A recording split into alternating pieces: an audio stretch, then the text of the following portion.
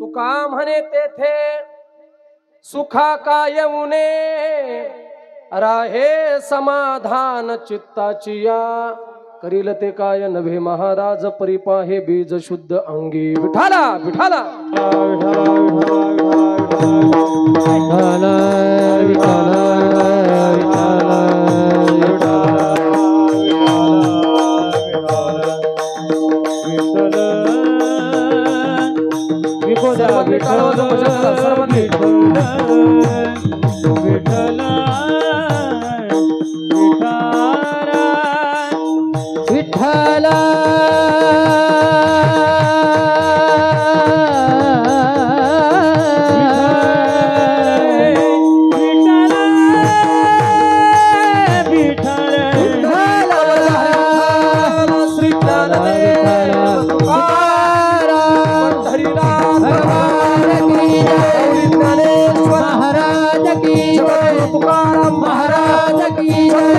शिवाजी महाराज की जय।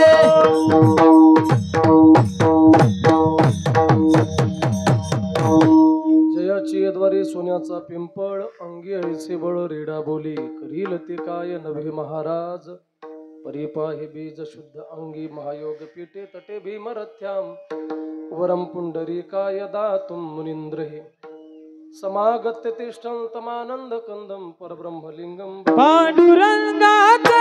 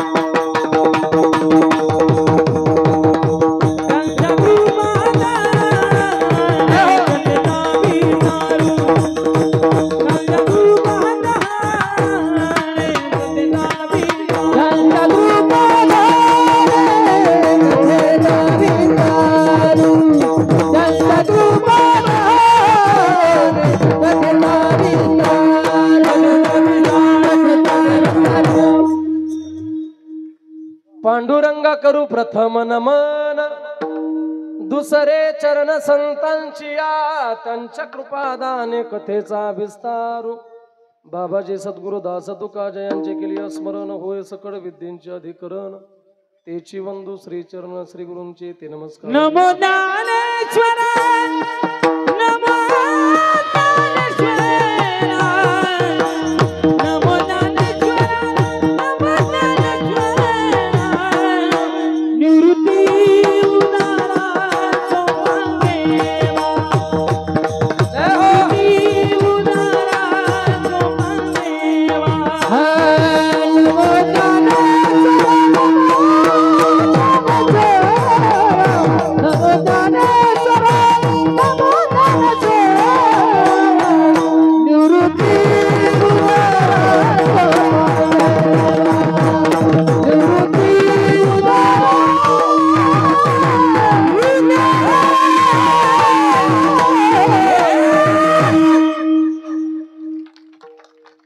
नमो ज्ञानेश्वरा नमो ज्ञानेश्वरा निवृत्ती उदारा सोपान देवा ओम नमो ज्ञानेश्वरा करुणा करा दयाळा तुमचा अनुग्रह लाधलो पावन झालो चराचरी श्री गुरु चरण सरोजी रजी निज मनु मुकुर सुधारी बरनौ रघुबर बिमल जसू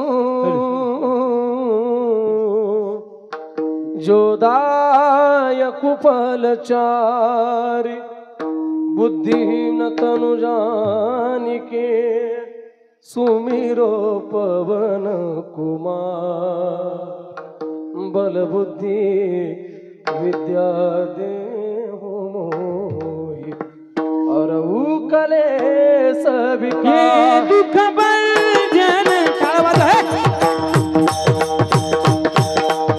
है दुख भंजन मारुति नंदन सुन लो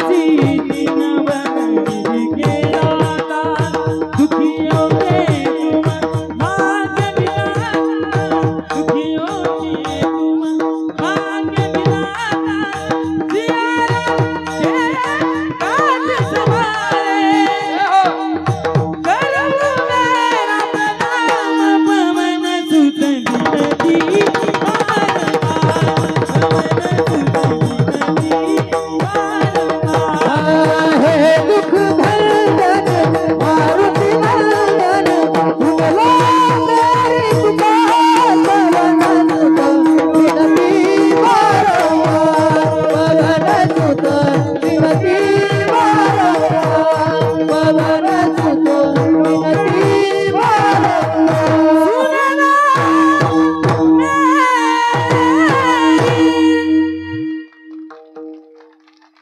हे दुःख भंजन मारुति नंदन सुन लो मेरी पुकार पवन सुत विनती वारंवार जयाची द्वारी सोन्याचा पिंपळ अंगी ऐसे बळ रेडा बोली करील ते काय नवे महाराज परी पाहे बीज शुद्ध अंगी विठ्ठल विठ्ठल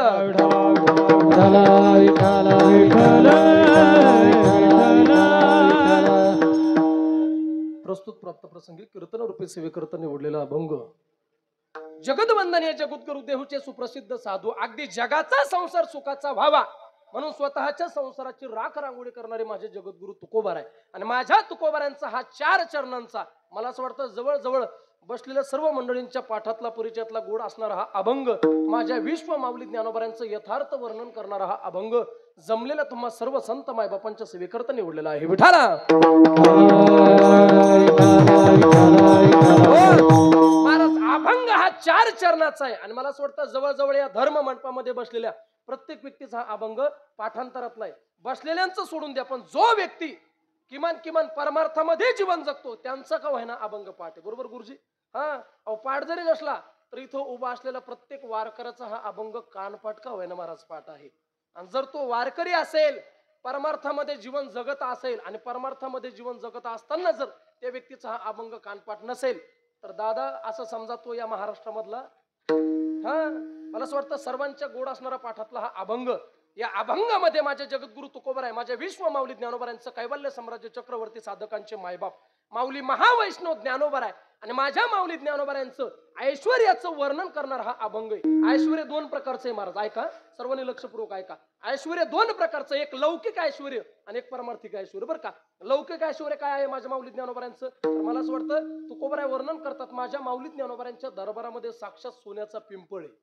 काय आहे साक्षात सोन्याचा पिंपळ तुम्ही म्हणसाल महाराज काही खोटं बोलतं का आम्ही जर आळंदीला गेलो तर आम्हाला ज्ञानोबारांच्या दरबारामध्ये सोन्याचं पिंपळ दिसत नाही आम्हाला साधारण झाड दिसतं मग सांगतो महाराज ती आपली नजर नाही तो सोन्याचं पिंपळ बघण्याची आपली नजर नाही कारण आपल्याला आपल्या नजरेनं शांताबाई पाहायची सवय लागलेली गौतमी पाटील पाहायची सवय लागलेली आपल्याला कधी सोन्याचं पिंपळ दिसणार आहे महाराज सांगून जातो अहो सोन्याचं पिंपळ म्हणजे साक्षात ज्ञानाचं पिंपळ आहे आणि मला असं वाटतं ते ज्ञानरूपी सोनं ज्याच्या जीवनामध्ये ज्याला प्राप्त झालं तो व्यक्ती कधीच दरिद्री भोगू शकत नाही त्याच्या पुढचं बोलून जातो महाराज सोन्याचा पिंपळ म्हणजे सांगून जाऊ का मला असं वाटतं की या महाराष्ट्रामधला प्रत्येक साधू प्रत्येक संत प्रत्येक महात्मा नवे नवे आळंदी क्षेत्रामध्ये विद्यार्जन करणारा ज्ञानार्जन करणारा प्रत्येक साधक या धर्म मंडपामध्ये उभा असलेला प्रत्येक वारकरी म्हणजे माझ्या माऊली ज्ञानोबारांच्या सोन्याचं पिंपळाचं पान आहे आपलं भाग्य एवढे सोन्याची पिंपळाची पानं आज आपल्या गावामध्ये उपस्थित आहे महाराज हे आपलं भाग्य आहे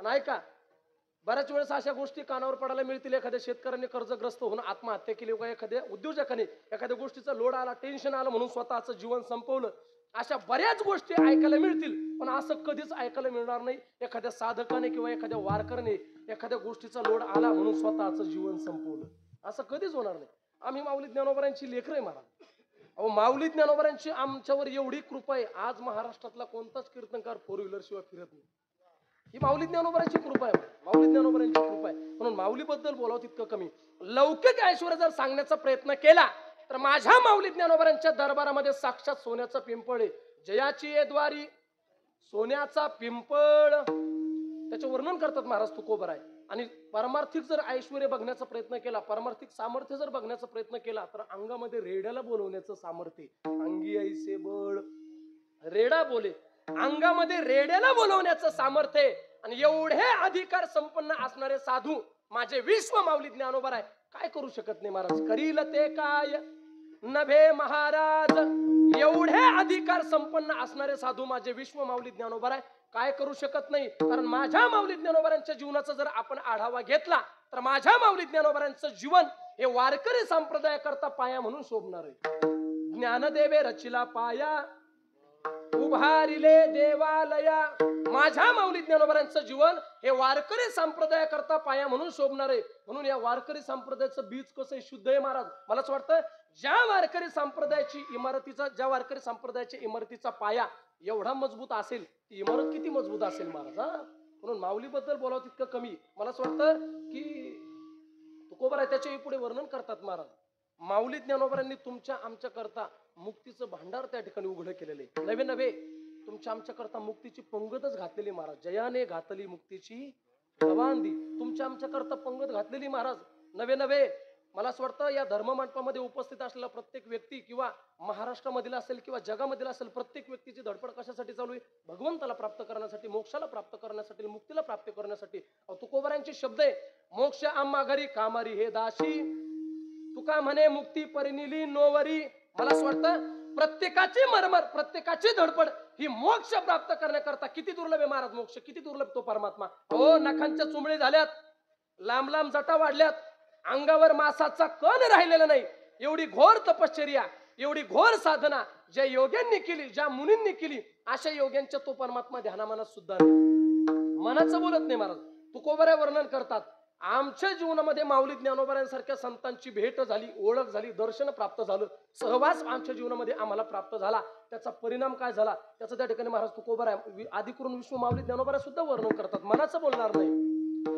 योगिया दुर्लभ तो म्या देखिला साजन, पाहता पाहता मना न पुरे धनी. योगी यांच्या ध्यानी ध्यातांना तुळसी तो तू आम्हापाशी, मागे पुढे एवढा दुर्लभ असणारा तो परमात्मा, एवढा दुर्लभ असणारा तो मोक्ष आमच्या जीवनामध्ये आम्हाला माऊली ज्ञानोबांसारख्या संतांची संगत घडली. तो मोक्ष सुद्धा आमच्या जीवनामध्ये पद्मनाभ जोडला. संत दर्शनी हा लाभ आणि पद्मनाभ जोडला. मला असं वाटतं की तो दुर्लभ असणारा परमात्मा आमच्या जीवनामध्ये आम्हाला जोडला गेला. म्हणून माऊली ज्ञानोबांनी तुमच्या आमच्या करता ते मुक्तीचं भांडार उघडं केलं. नवे नवे तुकोबराय वर्णन करतात की नुसतं माऊली ज्ञानोबांनी उघडं नाही केलं महाराज, आधी करून सकल संतांची मांदियाळी सुद्धा त्याच्यामध्ये उपस्थित आहे. म्हणून मेळविली मांदी वैष्णवांची. आणि तुकोबराय वर्णन करतात शेवटच्या चरणामध्ये महाराज, जगाच्या पाठीवर तुम्ही कितीही तीर्थक्षेत्र करा, कितीही देव करा, लाखो रुपये खर्च करा, हजारो रुपये खर्च करा, मला असं वाटतं लाखो रुपये खर्च करून जे समाधान तुमच्या जीवनामध्ये तुम्हाला प्राप्त होणार नाही, ते समाधान माझ्या माऊली ज्ञानोबांच्या दरबारामध्ये, ते सुख, तो आनंद माझ्या माऊली ज्ञानोबांच्या दरबारामध्ये नक्कीच तुम्हाला प्राप्त झाल्याशिवाय राहणार नाही.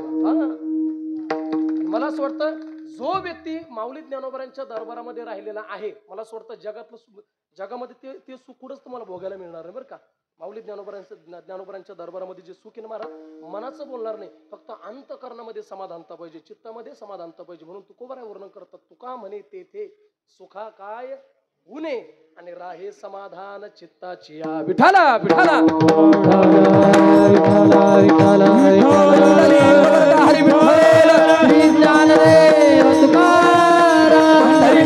भगवान की जय. माऊली ज्ञानेश्वर महाराज की जय. तुकाराम महाराज की जय. छत्रपती शिवाजी महाराज की जय. हा झाला अभंगाचा सरळ सरळ भावार्थ. कीर्तनकाराचं हे आद्य कर्तव्य असतं महाराज. पुढे वेळ जरी अपुरा पडला तर किमान धावता का व्हायना अभंगाचा भाव श्रोत्यांसमोर प्रगट करावा. तर कधी कधी असं होतं, काही काही कीर्तनकार 2 चरण सोडतात, राहिलेले 2 चरण पुढच्या वर्षी आल्यावर सोडू. पुढच्या वर्षी येतोच कशाला, याच वर्षी सोडून दे ना, याच वर्षी लोक तुला कदरले, पुढच्या वर्षी कशाला येतो तू, आहे का नाही. आणि तुम्ही मला कदरले नाही बरं का, मी पुन्हा येईन. मी मागच्या वर्षी म्हटलं होतं, आलो महाराज. मला असं वाटतं की बरेच कीर्तनकार महाराज वेळेच्या अभावी त्या ठिकाणी 2 चरणापर्यंतच आपलं चिंतन करण्याचा प्रयत्न करतात. म्हणून मला असं वाटतं वक्त्याचं कर्तव्य असतं पूर्ण अभंगाचा भाव तुमच्या समोर प्रगट करावा. पुढे वेळ पुरेल न पुरेल बरं का. म्हणून मला असं वाटतं गोड असणारा चालत असलेला आपला नामयज्ञ सोहळा, अखंड हरिनाम सप्ताह अगदी सालाबाद प्रमाणे याही वर्षी थाटामाटामध्ये संपन्न होत असलेला आपला हा नामयज्ञ सोहळा, मला असं वाटतं की आपलं हे 25वं वर्ष म्हणजे रौप्य महोत्सवी वर्ष अगदी ताटामाटामध्ये, आणि तुमच्या गावाचं वर्णन करावं तितकं कमी आहे महाराज, की काय वर्णन करणार. मी तर शब्दामध्ये वर्णन करू शकत नाही. कारण महाराष्ट्रामधला नामांकित कीर्तनकार किंवा महाराष्ट्रामधले नामांकित दिग्गज गुणवान मंडळी असा कोणताच कीर्तनकार नाही आणि कोणताच गुणवान नाही महाराष्ट्रामधला की तो धनज गावाला ओळखत नाही महाराज. हा, असं तुम्हाला बघून सुद्धा सापडणार नाही बरं का. पण मला असं वाटतं की तुमचं वर्णन करावं तितकं कमी, म्हणून सालाबादप्रमाणे अगदी याही वर्षी थाटामाटामध्ये संपन्न होत असलेला आपला हा लोकडेश्वराच्या दरबारामध्ये, आणि मला असं वाटतं आमच्या भगवान लोकडेश्वराची आज मूर्ती प्राणप्रतिष्ठा व कलशारोहण सोहळा रौप्य महोत्सवानिमित्त सुरू असलेला आपला हा नामयज्ञ सोहळा, ज्यांच्या मुखातून आपण गोड असणारी कथा श्रवण करता असे असणारे रामानाचार्य विनोद कृष्ण शास्त्री महाराज, मला इंग्रजी येत नाही बरं का, मला असं वाटतं त्यांच्या मुखातून गोड असणारी कथा तुम्ही श्रवण करता बरं का.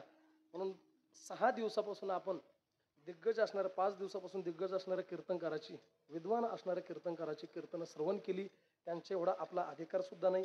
मला असं वाटतं की आज हे 6व्या दिवसाचं कीर्तन पुष्प अगदी सर्वच गावकरी मंडळींच्या प्रेमातून, आणि माझ्यावर ज्यांचं नितांत प्रेम आहे, माझ्यावर म्हणण्यापेक्षा सर्व गावकरी मंडळीचंच माझ्यावर प्रेम आहे बरं का. मला असं वाटतं की आपल्याच गावचे भूमिपुत्र, आपल्या गावचे लाडके असणारे आमचे सरपंच व्यंकटराव सूर्यवंशी, बरोबर, आमचे व्यंकटराव सूर्यवंशी, त्यांना सुद्धा द्यावे तेवढे धन्यवाद कमी बरं का. अशी वरात माझ्या लग्नात सुद्धा नव्हती निघली. एकदा त्यांच्याकरता जोरदार टाळ्या वाजवा. हा खरं सांगतो. आणि पहिली गोष्ट, मला इतकं भेव वाटायला लागलं होतं, मला असं वाटत होतं यांनी का घोड्याला सोडून दिलं, घोडा नांदेडलाच घेऊन जाईन मला आता, काही खरं नाही. लय अवघड होतं मला. तुम्ही नव्हते बघायला, माझ्या मांड्या विठ्ठल विठ्ठल करीत होतं. तुम्हाला काय माहिती माझी अवस्था मलाच माहिती होती. मला 6 जण धरायला होते. हा, पण महाराज आनंद आहे बरं का जीवनातला. मला असं वाटतं की परमार्थाचा आनंद काय असतो हे जर बघायचं असेल तर धनज नगरीमध्ये या. हा, हे वैभव तुम्हाला प्रत्येक ठिकाणी बघायला मिळणार नाही. आणि खरोखर आपल्या गावाचं वर्णन करावं तितकं कमी बरं का. म्हणून आमचे सरपंच व्यंकटराव, त्यांना सुद्धा त्या ठिकाणी द्यावे तेवढे धन्यवाद कमी बरं का. आधी करून आज आपल्या या सप्ताहासाठी उपस्थित असलेले सर्वच त्या ठिकाणी दिग्गज असणारे गुणवान मंडळी, यांना कलाकार नाही म्हणता येणार, गुणवान म्हणता येईल बरं का. कलाकार हे तमाशात असते, हे गुणवान मंडळी महाराज. मला असं वाटतं यांच्याबद्दल वर्णन करावं तितकं. मला असं वाटतं एक एकाहुनी बळी रे. आणि हे महाराज मी प्रत्येक ठिकाणी सांगून जातो असतं, हे जातवान वारकरी बरं का. तुम्ही म्हणसाल हा कोणता शब्द आहे, सांगून जातो. मला असं वाटतं यांच्या जीवनामध्ये इथं जर संबंध येत नसला, आता कार्यक्रमाचा पिरियड चालू आहे महाराज, सध्या कार्यक्रमाची धावपळ चालू, इथं जर संबंध येत नसला तर आमच्या परिसरामध्ये बऱ्याच ठिकाणी किंवा आमच्या स्वतःच्या गावामध्ये महाराज यांच्या जीवनात काकड्याचा सुद्धा संबंध येतो, हरिपाठाचा सुद्धा संबंध येतो आणि कीर्तनाचा सुद्धा संबंध येतो. म्हणून हे हाडाची वारकरी, मनाचं बोलणार नाही तुकोबारायांचं प्रमाण आहे, तुका म्हणे येथे पाहिजे जातीचे. हा, त्या ठिकाणी हाडाची वारकरी असणारी अगदी माझ्यावर सर्वांचं जीवापाड त्या ठिकाणी प्रेम आहे महाराज. मला असं वाटतं की ज्यांच्या मुखातून आपण पहिली चाल श्रवण केली असे असणारे माझे गुरुस्थानी, आपले सर्वांचेच गुरुस्थानी बरं का, आणि ज्यांच्याकडे बघत बघत आम्ही संगीत क्षेत्रामध्ये मोठे झालो असे असणारे आमच्या भागाचं वैभव, नवे महाराष्ट्राचं वैभव, आमचे आदरणीय लकडे दादा, दादांच्या चरणावर साष्टांग प्रणिपात करेल बरं का. आणि दादांचं सर्वांवर त्या ठिकाणी महाराज अगदी लेकरासारखं प्रेम आहे. आणि बाकीच्यांचं सोडून द्या, पण माझ्यावर त्या ठिकाणी महाराज अगदी जीवापाड प्रेम आहे बरं का. म्हणून दादांचं वर्णन करावं तितकं कमी आहे. आणि पहिली गोष्ट, आपल्यापेक्षा मोठ्या व्यक्तीचं नाव आपण आपल्या मुखाने घेऊ नये असं शास्त्र आहे पाटील. आपल्यापेक्षा मोठ्या व्यक्तीचं नाव आपण आपल्या मुखाने उच्चारू करू नये किंवा आपल्या मुखाने ते घेऊ नये. पण मी त्याच्या विरोधात बोलतो, पुण्यवंत व्हावे घेता सज्जनांची नावे. आपल्या पदरामध्ये जर पुण्य संपादन व्हावं, पुण्य पडावं असं जर वाटत असेल तर अशा महात्म्यांचे नाव आपल्या मुखाला आले पाहिजे बरं का. मग त्या ठिकाणी आदरणीय दादा असतील त्यांच्या सुद्धा चरणावर साष्टांग प्रणिपात करतो. आणि दुसरे गाण कोकिळा, महाराष्ट्राचं वैभव असणारे, मला असं वाटतं आमच्या कैलास महाराजांचं भजन, आमच्या कैलास महाराजांचे चाली किंवा गवळणी ह्या ट्रॅक्टरवर सुद्धा लागतात महाराज. हा, पहिल्यांदा इंदूरकरच होते फक्त ट्रॅक्टरवर, पण आज आमच्या गायन क्षेत्रातील आमचे कैलास महाराज सुद्धा प्रत्येकाच्या अंतकरणामध्ये राज्य करतायत महाराज. महाराष्ट्राचं वैभव आहे. मला असं वाटतं गाण कोकिळा असणारे आमचे कैलासजी महाराज पवार, त्यांच्या सुद्धा चरणावर वंदन करतो. आणि खूप जुने मित्र आहे बरं का, आम्ही खूप जुने मित्र आहे, ते गाजायच्या अगोदरपासून मित्र आहे आम्ही. त्या ठिकाणी मला असं वाटतं कैलास महाराज सुद्धा आमच्यावर जीवापाड प्रेम करतात, त्यांच्या सुद्धा चरणावर वंदन करतो. त्याच पद्धतीने गोड असणारा, आणि सांगून जातो मी प्रत्येक ठिकाणी सांगतो पाटील, आमचे होठ बोलतात पण यांचे बोट बोलतात. जावे त्याच्या वंशा तेव्हा कळे, खावे त्याचा रसा नाही. बसल्या बसल्या म्हणणं सोपं आहे, तुम्हाला वाजिता आलं नाही, तुम्हाला बोल जमला नाही, तुम्हाला चाल जमली नाही, इथे येऊन म्हणून पाहिजे कसे गुदगुले होते, हे सोपं नाही महाराज. मला असं वाटतं त्यांनी त्यांच्या जीवनामधील 10 ते 12 वर्ष त्या साधनेसाठी खर्च केले महाराज. सकाळच्या 3 वाजता उठावं लागतं, इंद्रायणीच्या घाटावर बोट फुटेपर्यंत रियाज करावा लागतो. तेव्हा कुठं आपल्यावर माऊली ज्ञानोबराची कृपा होती. ते सोपं नाही महाराज. हा, मला असं वाटतं दोन्ही असणारे हे दिग्गज काय वर्णन करणार यांचं. मृदंग मार्तंड, मृदंग अलंकार, आपल्या परिसराचं वैभव, नवे नवे महाराष्ट्राचं वैभव, आमचे कृष्णाजी महाराज बोरकडे. क्या बात, जोरदार जोरदार टाळ्या वाजल्या पाहिजे सर्वांच्या. आमचे कृष्णाजी महाराज बोरकडे आमच्या कृष्ण महाराजांच्या सुद्धा चरणावर साष्टांग प्रणिपात करेल. आणि या बाजूला डाव्या साईडना आपल्या महाराष्ट्राचं वैभव, मृदंग अलंकार, मृदंग मार्तंड, गोड असणारी त्यांची संस्था सुद्धा आहे. असे असणारे माझ्यावर जिवलक प्रेम करतात आमचे आसारामजी महाराज साबळे. वा, आसाराम महाराज असतील, आमचे कृष्ण महाराज असतील, आदरणीय दादा असतील, आमचे कैलास महाराज असतील. मला असं वाटतं की आमचा आवाज तुमच्या कानापर्यंत जे पोहोचवण्याचं काम करतात आमचे केशव दादा मोरे. हा, त्यांच्याशिवाय मजा नाही बरं का महाराज. तुम्ही म्हणसाल महाराज पहिल्यांदा का माईक सिस्टमच होती का? पहिला काळ वेगळा होता महाराज. आता काळाच्या ओघानुसार बदलत जावं लागतं. सांगून जातो तुम्हाला, पहिले कीर्तनकार कृष्ण महाराज, पहिले कीर्तनकार जास्त दूर कीर्तनाला जात नव्हते. त्याचं कारण होतं, पहिल्यांदा साधन नव्हतं महाराज, दळणवळण मला असं वाटतं जाण्याचं साधन नव्हतं. पहिले कीर्तनकार हे गाडी बैलांना जात होते, त्याच्यामुळे जास्त दूरचा प्रवास करत नव्हते. जवळजवळ एक जास्तीत जास्त 20-25 किलोमीटरच्या आतमध्ये कीर्तन करायचे. हे पहिल्या कीर्तनकाराचं जीवन होतं. पण आता तसं नाही महाराज. आता कैलास महाराज सकाळी पुण्याला आहे तर संध्याकाळी नांदेडला आहे, आणि सकाळी पुण्याला जायचं संध्याकाळी नांदेडला जायचं म्हणून मध्ये थांबावं लागतं कुठेतरी, हॉटेलवर चहा घ्यावा लागतो महाराज. हा, ती परंपरा बदलत चालली ना आता. पहिले कीर्तनकार चहा हॉटेलवर चहा सुद्धा घेत नव्हते, पण आता काळाच्या ओघानुसार बदलत जावं लागतं बरं का.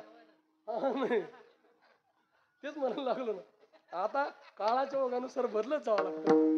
आणि मला असं वाटतं की ही सर्व त्या ठिकाणी आनंद भोगणारी आमची मंडळी बरं का. म्हणून आमच्या केशव दादांना सुद्धा त्या ठिकाणी द्यावी तेवढे धन्यवाद कमी आहे. त्याच पद्धतीने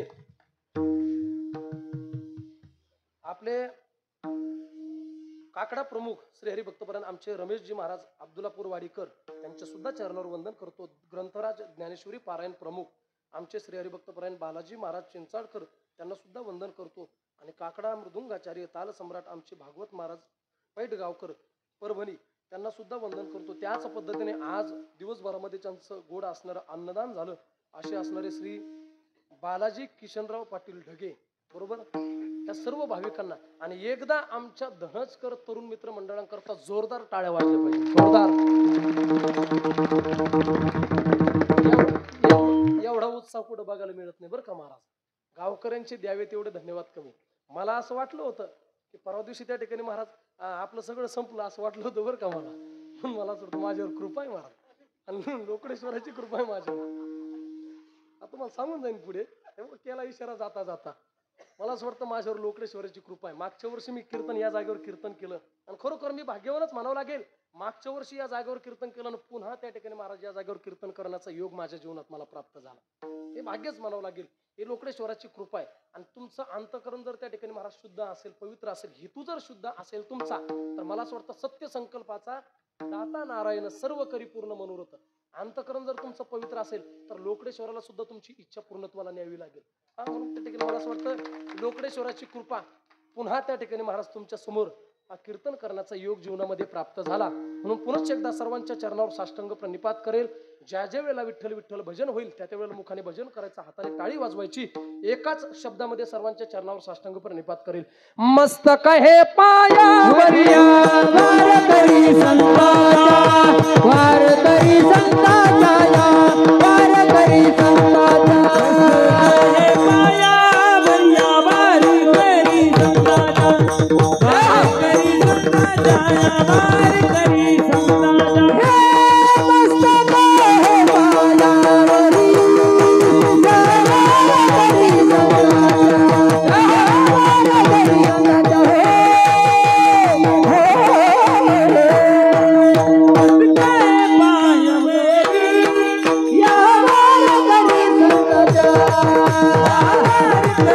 संताचा.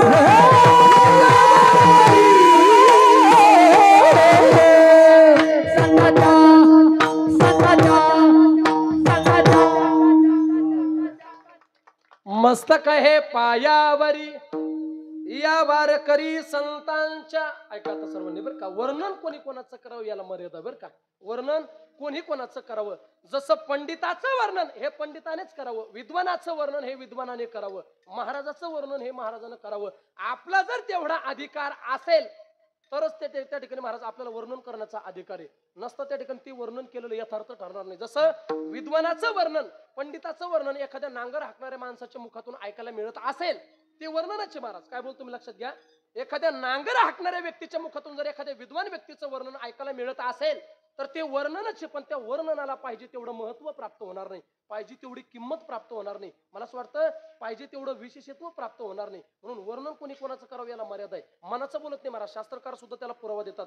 विद्वान एव विजानाती विद्वज्जन परिश्रमम नाही वंध्या विजानाती गुरुवी प्रसव वेदनाथ. जसं पंडिताचं वर्णन, विद्वानाचं वर्णन हे विद्वानाने करावं, तसं गरोदर स्त्रीचं वर्णन ज्या स्त्रीने प्रसूतीच्या काळामध्ये त्या वेदना सहन केलेल्या असतील त्याच स्त्रीला तो अधिकारी महाराज. हा मनाचं बोलत नाही. अहो तुकोबरा एका ठिकाणी वर्णन करतात, जसं शुराचं वर्णन हे शुराने करावं. नाहीतर कधी कधी असं होतं, तान्हाजी माणूसऱ्यांचं वर्णन जर एखादा चहा पिऊन पिऊन अगरबत्ती छाप झालेला जर माणूस करत असेल ते वर्णनच आहे, पण ते वर्णन यथार्थ ठरणार नाही. त्या वर्णनाला पाहिजे तेवढं महत्व प्राप्त होणार नाही. मनाचं बोलत नाही महाराज. तुकोबऱ्यांचं प्रमाणे शुराशोभती हत्यारे टिंब टिंब हसतील पोरे. आपला अधिकार नाही. ते घरी गेल्याच नंतर प्रमाण बघून घ्या. शूर मिरबे रणांगणी टिंब टिंब मनी बुरबुरी. आपला तो अधिकार नाही. म्हणून शुराचं वर्णन हे शुराने करावं, विद्वानाचं वर्णन हे विद्वानाने करावं. महाराज जे तुकोबराय माझ्या विश्व माऊली ज्ञानोबरांचं वर्णन करतात, मग त्या तुकोबरांचा तेवढा अधिकार होता का? तुकोबरांचा तेवढा अधिकार आहे का? तर तुकोबरांच्या अधिकाराबद्दल जर बोलण्याचा प्रयत्न केला तर तुकोबरांचा अधिकार हा सर्वसामान्य नव्हता बरं का महाराज. कल्पना करा, त्या काळातील तुकोबरांचे कट्टर असणारे शत्रू, त्या काळातील तुकोबरांचे कट्टर असणारे शत्रू, त्यांचं नाव आहे रामेश्वर भट्ट. किती कट्टर होते महाराज. अहो कानावर बातमी पडली, तुकोबरांच्या मुखातून अभंगवाणी बाहेर पडतायत.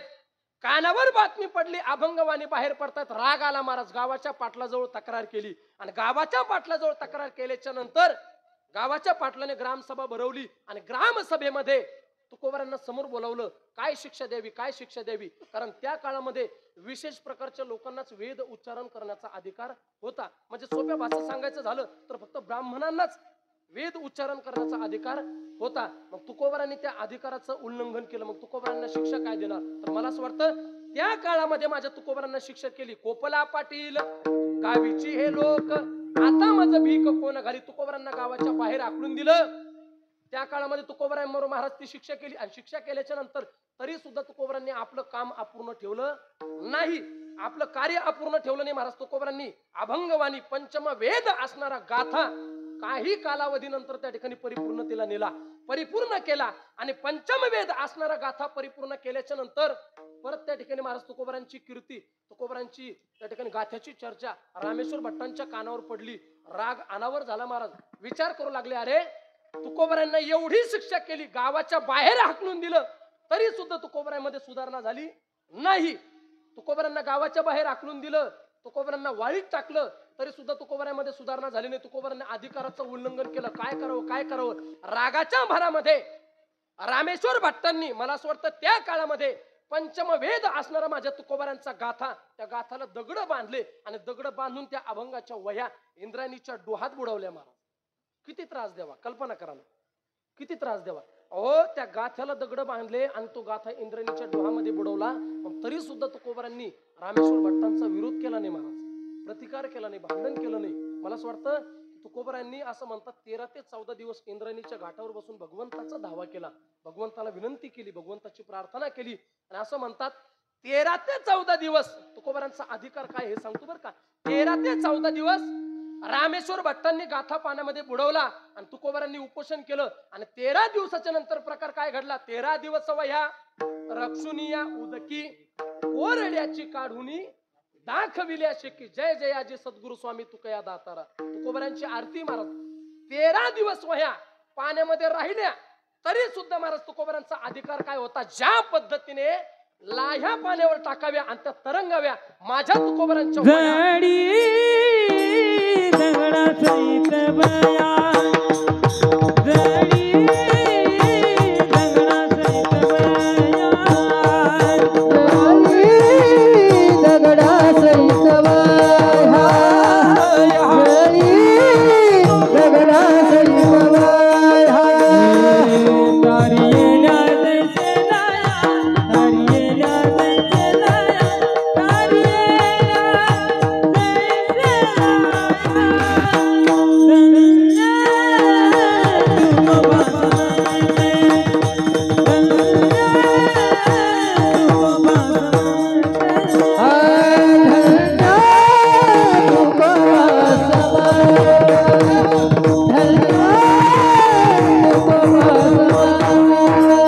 जरी दगडा सहित बया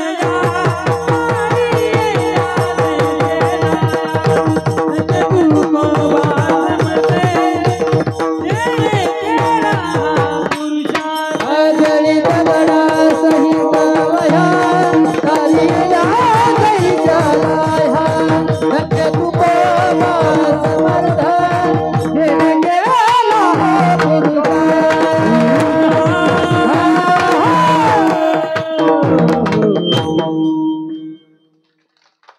जळी दगडा सहित वह्या तारी एल्या जैशा लाह्या ज्या पद्धतीने पाण्यावर लाह्या तरंगाव्या माझ्या तुकोबऱ्यांच्या वह्या पाण्यावर तरंगल्या महाराज. हा तुकोबऱ्यांचा अधिकार आहे म्हणून तुकोबऱ्यांचा अधिकार सर्वसामान्य नाही. आणि ज्या वेळेला रामेश्वर भट्टांच्या लक्षात आलं तुकोबऱ्यांचा अधिकार हा सर्वसामान्य नाही आणखी मुखातून शब्द बाहेर पडले. तुकिता तुलनेसी ब्रह्म तुकासी आले तुकिता तुलनेसी तुकिता तुलनेसी ब्रह्म तुकासी आले तुकिता तुलनेसी हा म्हणे रामेश्वरी चरणी मस्तक ठेविले आरती तुकारामा स्वामी सद्गुरु धामा सच्चिदानंद मूर्ती पायला घावे आमा आरती तुकारामा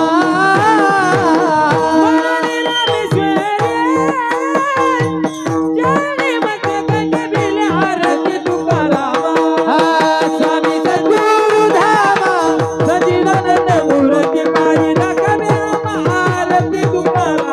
आरती तुकारामा तुकिता तुलनेसी ब्रह्म तुकासी आले म्हणून रामेश्वरी चरणी मस्तक ठेविले. ज्या दिवशी रामेश्वर भट्टांच्या लक्षात आलं तुकोबरांचा अधिकार हा सर्वसामान्य नाही महाराज मुखातून आरती बाहेर पडली. तुकोबर आहे आणि ब्रह्म म्हणजे भगवान परमात्मा तीळ मात्र सुद्धा बदल नाही. तुकी तुकिता तुका विश्व भरुनी उरला लोका म्हणे रामेश्वर भट्ट द्विजा आणि तुका विष्णू नाही तुझ्या म्हणून तुकोबरांचा अधिकार हा सर्वसामान्य नाही. बरं महाराज तुकोबरांचा अधिकार आमच्या लक्षात आला पण आम्हाला सांगा जे वैराग्य आमच्या विश्वमाऊली ज्ञानोबरांचं होतं त्या वैराग्याचं मला असं वाटतं तेवढं वैराग्य तुकोबरांचं सुद्धा होतं का. तर तुकोबरांच्या वैराग्याबद्दल सुद्धा बोलावं तितकं कमी बरं का महाराज. विवेकासहित विवेकासहित वैराग्याचे बाळ विवेकासहित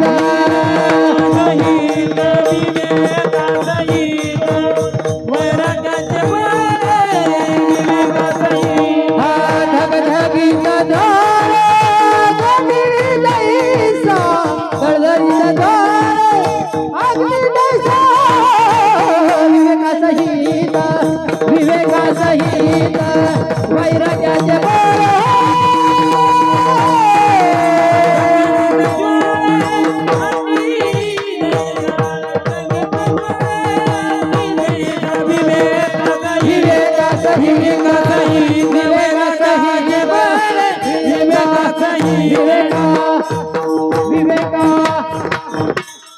विवेकासहित वैराग्याचे बाळ धगधगीत ज्वाळा आगीची. माझ्या तुकोबरांचं वैराग्य सुद्धा सामान्य नव्हतं. दादांनी गोड प्रमाण दिलं त्या प्रमाणाला अनुसरून एक प्रसंग सांगतो मला. तुकोबरांचं वैराग्य हे सर्वसामान्य नव्हतं बरं का. मला असं वाटतं की त्या काळामध्ये या हिंदवी स्वराज्याचे संस्थापक छत्रपती शिवाजी महाराज आणि महाराजांच्या कानावर बातमी आली की आपल्या राज्यामध्ये महान असणारे संत जगद्गुरु तुकोबराय वास्तव्य करत आहे. महाराजांच्या लक्षात आलं की आपल्या राज्यामध्ये जगद्गुरु तुकोबराय त्या ठिकाणी वास्तव्य करत आहे. पण तुकोबरांच्या परिस्थितीचा आढावा घेतला. लक्षात आलं महाराज परिस्थितीचा आढावा घेतल्याच्या नंतर तुकोबरांची एका वेळची जेवणाची सुद्धा पंचायत होती महाराज. एवढी बिकट अवस्था तुकोबरांची होती. आणि ही परिस्थिती राजांच्या लक्षात आल्याच्या नंतर त्या काळामध्ये राजांनी तुकोबरांसाठी अनमोल असणाऱ्या किमतीचा नजराना पाठवला महाराज. तुकोबरांचं वैराग्य सांगतो बरं का. तुकोबरांसाठी अनमोल असणाऱ्या किमतीचा नजराना पाठवला. काय होतं महाराज त्या नजरांमध्ये दिवट्या छत्री घोडे हिरे माणिक मोती जवाहर पंडित नाही. मला असं वाटतं असा अनमोल असणारा किमतीचा नजराना पाठवला. दिवट्या छत्री घोडे हे तो बरात न पडे, हे तो बरात न पडे, हे तो बरात न पडे.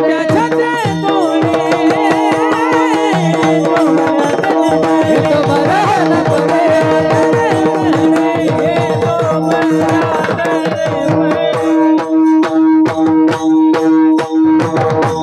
दिवट्या छत्री घोडे हे तो बऱ्यात न पडे.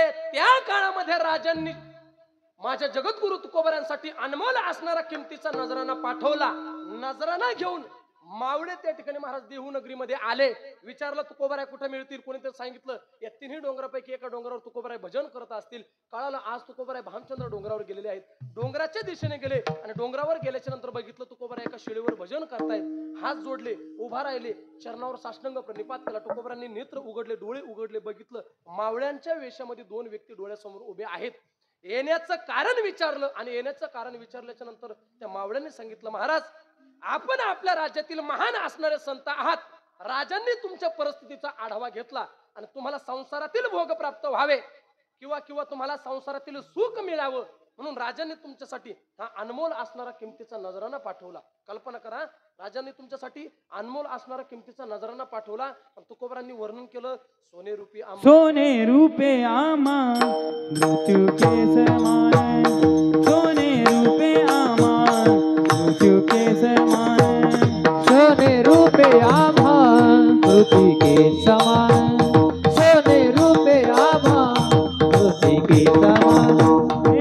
सोने रूपे आमा मृत्यू के समान, सोने रूपे आमा मृत्यू के समान, सोने रूपे आम्हा पृथ्वी के समान, सोने रूपे आम्हा पृथ्वी के समान.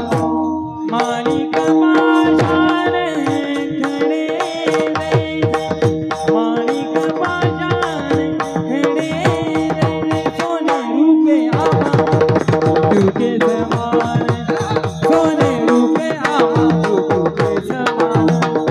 माणिक पाषाण खडे माणिक पाषाण खडे सोने रूपे आम्हा पृथ्वी के समान, सोने रूपे आम्हा पृथ्वी के समान, पृथ्वी के समान, पृथ्वी के समान. वा वा वा. जोरदार जोरदार सर्वांच्या. सोने रूपी आम्हा मृत्यू के समान, माणिक पाषाण खडे जैसे. तुकोबरांचे शब्द आहे. तुकोबराय वर्णन करायला लागले की राजांनी आमच्यासाठी अनमोल असणारा किमतीचा नजराना पाठवला पण तो नजराना आमच्यासाठी कसा आहे सोने रूपी आम्हा मृत्यू के समान, माणिक पाषाण खडे जैसे. कारण जे धन राजा आम्हाला त्या ठिकाणी देण्याचा प्रयत्न करतात त्या धनावर आम्ही कधीच त्या ठिकाणी महाराज शून्य केलेलं आहे. मला असं वाटतं जाळोनी संसार बैसलो अंगणी. कारण तुकोबरांची श्रीमंत ही साधारण नव्हती महाराज. कल्पना करा काय बोलतो मी. इकडे सर्वांनी लक्ष द्या. तुकोबरांची श्रीमंती साधारण नव्हती. मला असं वाटतं की तुकोबरा त्या काळातील सावकार होते महाराज. मला असं वाटतं 400 वर्षापूर्वीचे पुण्यातील सर्वात श्रीमंत व्यक्ती कोण होतं? आप्पाजी गुळवे पाटील. 400 वर्षापूर्वीचे पुण्यातील सर्वात श्रीमंत व्यक्ती आप्पाजी गुळवे पाटील. मग कल्पना करा एवढा श्रीमंत माणूस आपली मुलगी गरीबाच्या घरात देईल का महाराज? देईल का? अहो आपल्याला 4 एकर असेल तर आपण समोरच्याला 8 एकर पाहतो बरोबर. आपल्याला 8 असेल तर आपण समोरच्याला 15 एकर पाहतो. आपल्याला 20 असेल तर 25 पाहतो. आपल्यापेक्षा 4-5 एकर शिल्लकच पाहतो. मग कल्पना करा की आप्पाजी गुळे पाटील त्या वेळेतले पुण्यातील सर्वात श्रीमंत व्यक्ती आणि त्यांची मुलगी माझ्या जगद्गुरु तुकोबरांना पत्नी म्हणून होती महाराज. तुकोबरांची श्रीमंती साधारण असेल का? तिही त्रिभुवनी आम्ही वैभवाचे धनी, आम्ही वैभवाचे धनी, आम्ही वैभवाचे धनी. आम्ही वैभवाचे धनी, आम्ही वैभवाचे धनी, आम्ही वैभवाचे धनी. तिन्ही त्रिभुवनी आम्ही वैभवाचे धनी हा, तुकोबरांचे शब्द आहे महाराज. तुकोबरांची श्रीमंती ही साधारण नव्हती बरं का. आप्पाजी गुळे पाटील यांची मुलगी तुकोबरांना पत्नी म्हणून होती. कल्पना करा, बरेच कीर्तनकार असं वर्णन करतात महाराज. तुकोबरांच्या घरामध्ये झोपल्याच्या नंतर काय दिसत होतं? चंद्र दिसत होता. मला असं वाटतं स्वयंपाक करायची जी चूल आहे त्या चुलीवर हराळी उगलेली होती. पाणी प्यायची जी केळी आहे किंवा त्याला आपण माठ म्हणू, त्या माठावर काय ठेवलेलं होतं? नरुटी किंवा करवंटी म्हणा. एवढी दयनीय अवस्था बरेच कीर्तनकार वर्णन करतात. पण तुकोबरांची परिस्थिती साधारण होती. सांगून जातो महाराज, आताचं सरकार शेतकऱ्यांची 1 लाखाची कर्जमाफी करत असेल, 2 लाखाची करत असेल, याच्यात काहीच नवल नाही बरं का. काय बोलतो मी सर्वांनी लक्षपूर्वक ऐका. आताचं सरकार शेतकऱ्यांची 1 लाखाची 2 लाखाची कर्जमाफी करत असले याच्यामध्ये काहीच नवल नाही. मला असं वाटतं या महाराष्ट्राच्या भूमीमध्ये शेतकऱ्यांची पहिली कर्जमाफी करणारे संत माझे जगद्गुरु तुकोबराय झाले महाराज. अहो, कर्जाच्या वह्या, त्या कर्जाच्या वह्याला दगड बांधून त्या वह्या इंद्राणीच्या डोहामध्ये बुडवल्या. तुम्हाला सांगू का, कृष्ण महाराज, आसाराम महाराज, त्या कर्जाच्या वह्या इंद्रायणीच्या डोहामध्ये देहू क्षेत्रामध्ये, देहू नगरीमध्ये तुकोबरांनी बुडवल्या आणि त्या वाहत वाहत आळंदीला आल्या. आणि आळंदीला आल्याच्या नंतर महाराज ते आम्हाला सापडले. मग काहीला मोठी मोठी रजिस्टर सापडली, काहीला बारीक बारीक सापडले. मला 10 रुपयाची सापडलेली सध्या. हा, आणि ते महाराज तेच सध्या चालू आहे बरं का वातावरण. तसं काही डोक्यात आणू नका मला, तसं काही डोक्यात आणू नका. मला असं वाटतं या महाराष्ट्राच्या भूमीमध्ये शेतकऱ्यांची पहिली कर्ज माफी करणारे माझे संत जगद्गुरु तुकोबराय. म्हणून तुकोबरायांचं ऐश्वर हे साधारण नाही. अहो, एवढे वैराग्यवान असणारे माझे जगद्गुरु तुकोबराय, राजांनी अनमोल असणारा किमतीचा नजराना पाठवला, पण तुकोबरांनी त्याचा स्वीकार केला नाही. उलट तुकोबरांच्या मुखातून शब्द बाहेर पडले. तुकोबराय म्हणतात, ऐका ऐका ऐका ऐका ऐका, जर राजांना वाटत असेल आम्ही सुखी व्हावं, आम्ही तेने सुखी, मना विठ्ठल विठ्ठल मुखी, मना विठ्ठल विठ्ठल मुखी, मना विठ्ठल विठ्ठल आम्ही तेरे सुखी,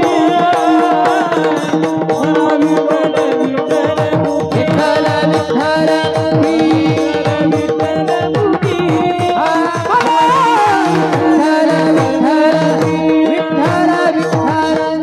विठ्ठल मुखी. आम्ही तेने सुखी, म्हणा विठ्ठल विठ्ठल मुखी.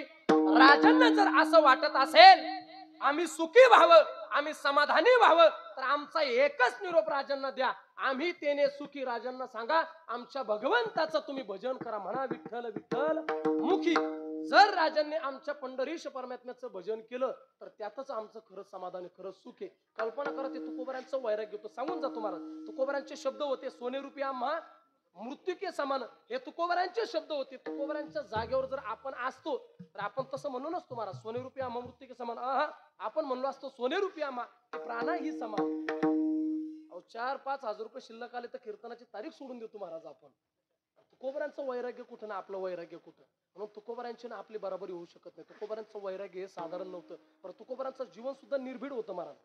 नाही भीड भार तुका म्हणे साना थोर. तुकोबरांच्या जीवनात कोणाचीच भीड नव्हती. जसं तीक्ष्ण भूतरे हाती घेऊन या बाण फिरे, हे हाती घेऊन या बाण फिरे, हाती घेऊन बाण फिरे, हे तीक्ष्ण भूतरे हाती घेऊन या बाण फिरे, हाती घेऊन या बाण फिरे, हाती घेऊन या बाण फिरे, बाण फिरे, बाण फिरे, बाण फिरे. तीक्ष्ण उत्तरे हाती घेऊन बाण फिरे. काळजी करू नका, हाय मी. ऐका ऐका ऐका, तुकोबरांचं वैराग्य हे साधारण नव्हतं महाराज. एखाद्याच्या गळ्यामध्ये आपल्याला रुद्राक्षाच्या माळा दिसल्या, अंगावर भगवे वस्त्र दिसले, दाढी जटा वाढलेले दिसले तर आपण लगेच त्याच्या पाया पडतो, मागचं काहीच बघत नाही महाराज. तुकोबरांचं जीवन याचे वेगळं होतं. जसं पूर्वीच्या काळामध्ये मला असं वाटतं की नदीला पूर आल्याच्या नंतर, पूर ओसरून गेल्याच्या नंतर महाराज त्या नदीमध्ये गारगोट आपल्याला सापडत होते, बरोबर ना? तिकडे गारगोटच म्हणतात ना, भाषेमध्ये बदल बरं का पाटील. गारगोट सापडत होत्या. दूरून जर समजा लांबून जर त्या गारगोटाकडे बघितलं तर त्या चमकत होत्या महाराज. त्या कशा वाटत होत्या? हिऱ्यासारख्या वाटत होत्या. पण जवळ गेलं तर आपली फसवणूक व्हायची. माझ्या मनाचं बोलत नाही, बरेच जण फक्त लांबून दिसण्यापुरतेच साधू. हिऱ्या आयशा गारा दिसती दुरून, तुका म्हणे धन न भेटे तो. जसे गारा आपल्याला दुरून दिसते वेळेस हिऱ्यासारखे दिसतात, पण ते खरं धन नाही महाराज. तसे बरेच जण नुसते साधू सारखे दिसतात, पण ते साधू नाही. वरी भगवा झाला नामे आणि अंतरी वशी केला कामे, त्याला म्हणू नये साधू. जगी विटंबना बाधू. मला असं वाटतं की बरेच त्या ठिकाणी महाराज आपल्या जीवनामध्ये आपल्याला असे साधू मिळतात, पण त्या साधूचं मागचं सुद्धा बॅकग्राऊंड बघा. हा, एखादा साधू भेटला लगेच त्याच्या पाय पडायचं, लगेच त्याचं दर्शन घ्यायचं, लगेच त्याची पाद्यपूजा करायची, असं करू नका. तुकोबऱ्या वर्णन करता देवा, अरे जग जरी एखाद्याला साधू म्हणत असेल हरकत नाही, पण आम्ही कोणालाही साधू म्हणणार नाही. भलं तू आमचं वाटोळा केला तर हरकत नाही, पण आम्ही कोणालाही साधू म्हणणार नाही. परिमित्याची मुखे न म्हणे संत, परित्याची मुखे म्हणे संत,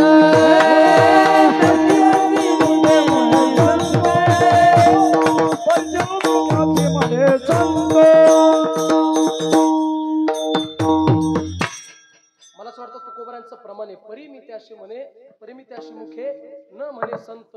मला अगोदरचा पूर्वार्ध आठवला नाही म्हणून मी समोरचं म्हटलं बरं का.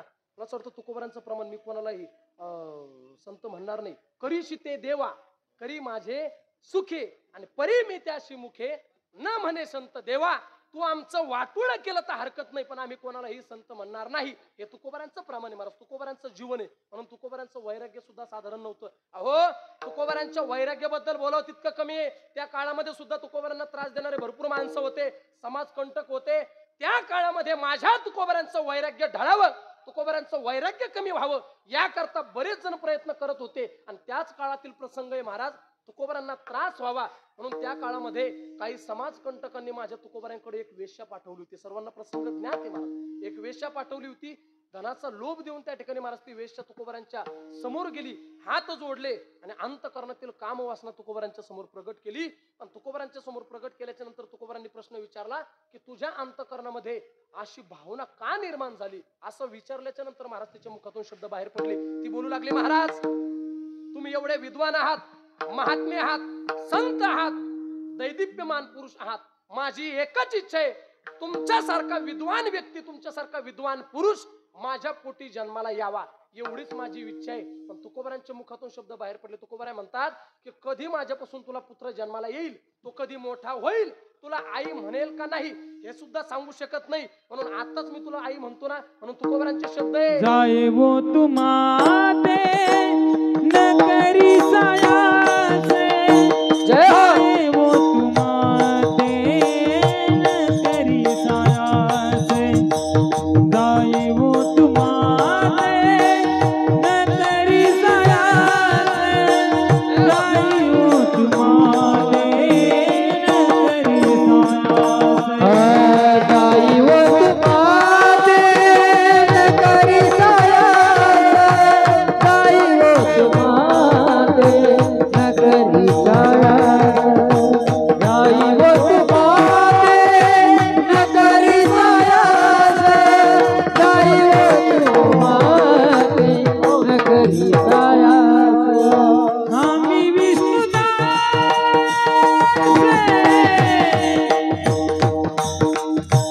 तैसे न हो,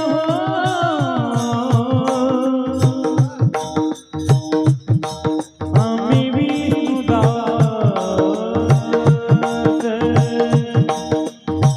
आम्ही विष्णुदास, आम्ही विष्णुदास, वाह, क्या बात है. आम्ही विष्णुदास दास, कैसो न हो,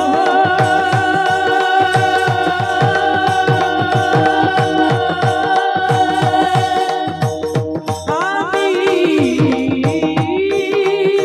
विष्णुदास, आम्ही विष्णुदास,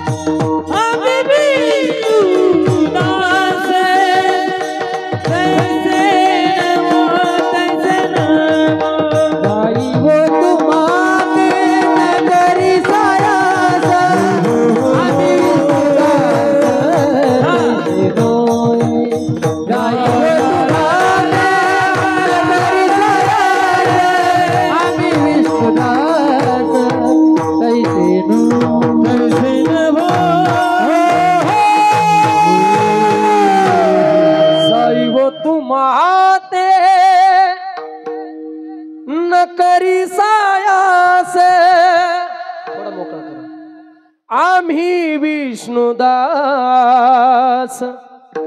तैसे नो हे जाई वो तू माते न करी सायास आम्ही विष्णुदास तैसे नोहे. अहो ज्या पद्धतीने त्या स्त्रीने आपल्या अंतःकरणातील कामवासनेची भावना माझ्या तुकोबऱ्यांसमोर प्रगट केली, पण तुकोबऱ्यांच्या मुखातून शब्द बाहेर पडले की माते, जो खरा विष्णूचा दास आहे तो असं कृत्य कधीच करू शकत नाही. आणि हीच खरी परमार्थाची पहिली पायरी बर का महाराज, हीच खरी परमार्थाची पहिली पायरी. म्हणून तुकोबऱ्यांचं जीवन हे साधारण नव्हतं. मला असं वाटतं की हाच प्रसंग स्वामी विवेकानंदांच्या सुद्धा जीवनामध्ये घडलेला बरं का.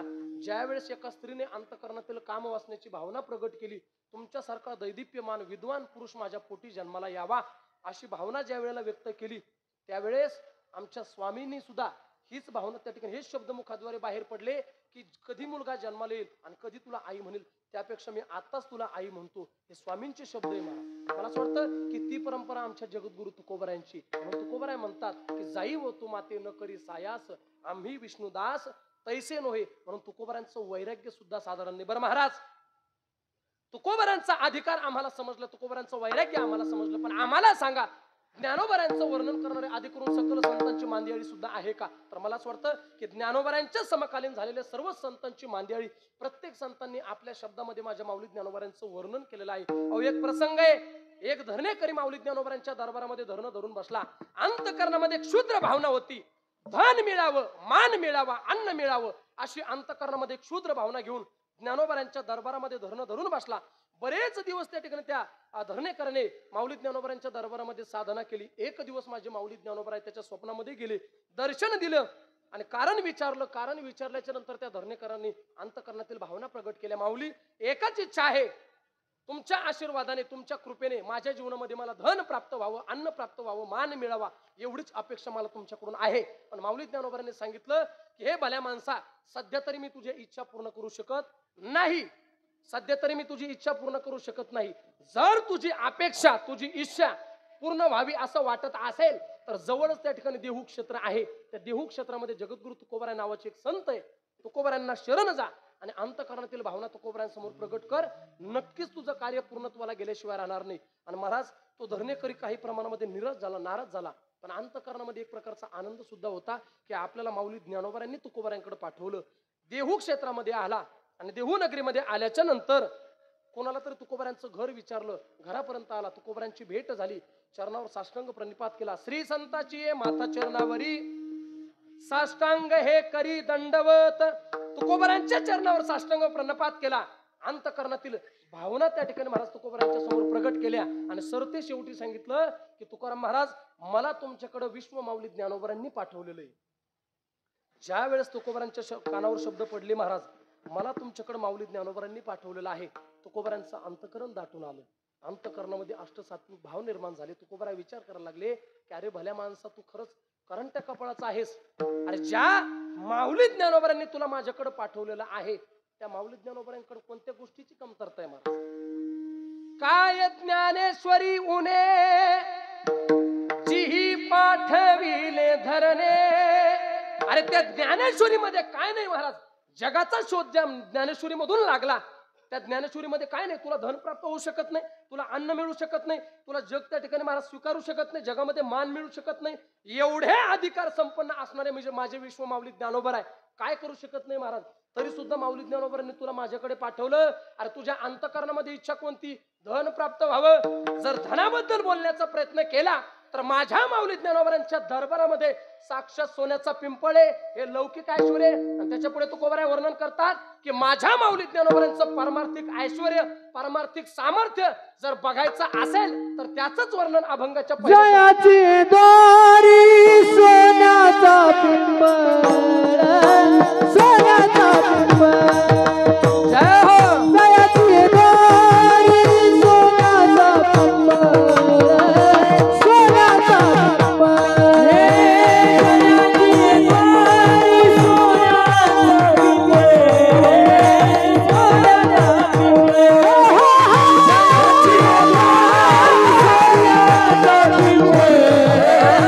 सोन्याचा पिंपळ. जयाची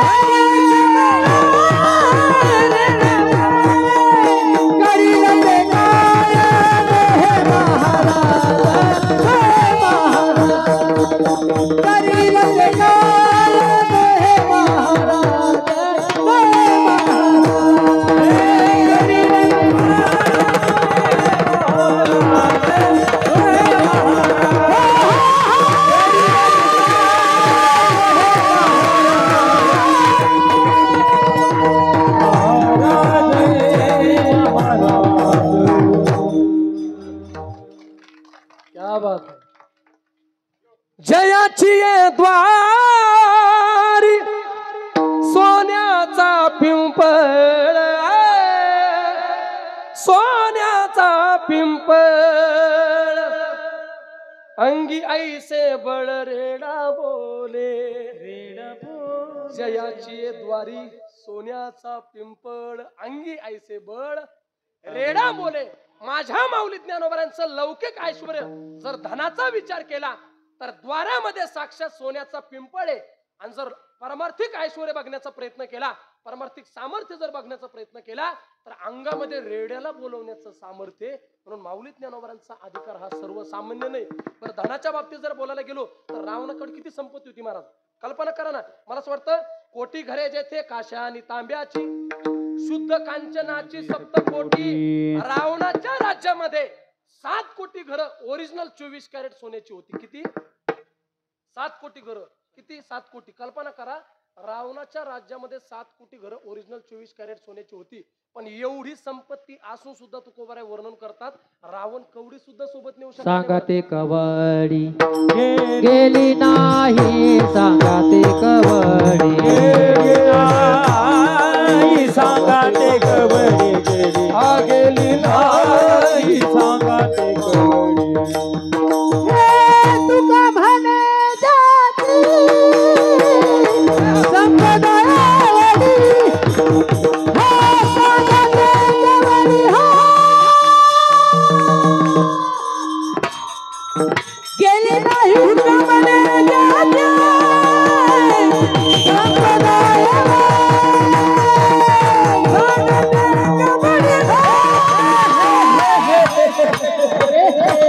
गेली नाही. तुका म्हणे जाती संपदा दिवस माणूस तर तुका म्हणे ज्यांची संपदा एवढी सांगा ते कवडी गेली नाही. गेली नाही. तुकोबारांची संपत्ती सुद्धा साधारण नव्हती महाराज रावणाची, बरं का. एवढी संपत्ती असून सुद्धा तुकोबाराय वर्णन करतात रावण कवडी सुद्धा सोबत नेऊ शकला नाही. मग विनोदानं सांगितलं असतो महाराज तुमच्या आमच्या धनाचं काय घेऊन बसले. आपल्या जो आहेच का एक शिमडी बायकून 2 चिपडी लेकर, त्याच्या पलीकडे आपला संसारच नाही महाराज. आपण त्याच्यातच गुर फाटलेलो हा. कठीण परिस्थिती बर, अवघड परिस्थिती महाराज आपलं. अहो आपलं धन कसं आहे. तुका म्हणे धन भाग्य अशाश्वत जाण. तुका म्हणे धन धनासाठी देती प्राण. अरे ज्या धनासाठी सक्का भाऊ पक्का वैरी होतो असं धन आपल्या जीवनामध्ये आपल्याला प्राप्त झालं, त्या धनाचा काय उपयोग आहे महाराज, आणि कुठपर्यंत उपयोगी पडणार आहे आपल्याला ते धन. म्हणून मला असं वाटतं की रावणाची एवढी संपत्ती होती तरी सुद्धा त्याच्या उपयोगाला आली नाही. कारण का आली नाही तर ते अशाश्वत धन होतं, जाणारं धन होतं. पण माझ्या माऊली ज्ञानोबांचं धन हे शाश्वत आहे आणि ते धन आम्हाला प्राप्त झालंय महाराज. हे जेवढे वारकरी उभे आहे महाराज ज्या धर्म मंडपामध्ये, प्रत्येक वारकऱ्याकडे जे धन आहे ना ते माझ्या विश्व माऊली ज्ञानोबांच्या दरबारातील धन आहे महाराज. ज्याच्या जीवनामध्ये ते ज्ञानरूपी धन प्राप्त झालं ना, मला असं वाटतं माऊली ज्ञानोबांच्या आळंदीला आपण आळंदी तर म्हणतोच. काय बोलतो मी लक्षात घ्या, माऊली ज्ञानोबांच्या आळंदीला आपण आळंदी म्हणतोच, पण दुसरं एक नाव आहे अलंकापुरी. माझे माऊली ज्ञानोबा हे अलंकापुरीचे राजे. मला असं वाटतं की माऊली ज्ञानोबांबद्दल बोलावं तितकं कमी महाराज. माऊली ज्ञानोबांचं वैराग्य साधारण नाही. आणि मला असं वाटतं त्याच्या पुढे तुकोबाराय वर्णन करतात ज्या पद्धतीने भगवंताकडे 3 प्रकारच्या शक्ती आहे. कोणत्या? कर्तुम, अकर्तुम आणि अन्यथा कर्तुम. शेवट करतो याच्यावर होता. मला असं वाटतं भगवंताकडे 3 प्रकारच्या शक्ती आहे, कर्तुम, अकर्तुम आणि अन्यथा कर्तुम. त्याच पद्धतीने माझ्या माऊली ज्ञानोबांकडे सुद्धा 3 प्रकारच्या शक्ती आहे महाराज. जसं भगवंताची पहिली शक्ती कोणती? कर्तुम. कर्तुम शक्ती भगवंताकडे आहे. भगवंताने काय केलं? दगडाची बाई केली. काय बोलतो तुम्ही सर्वांनी इकडे लक्ष द्या बरं का.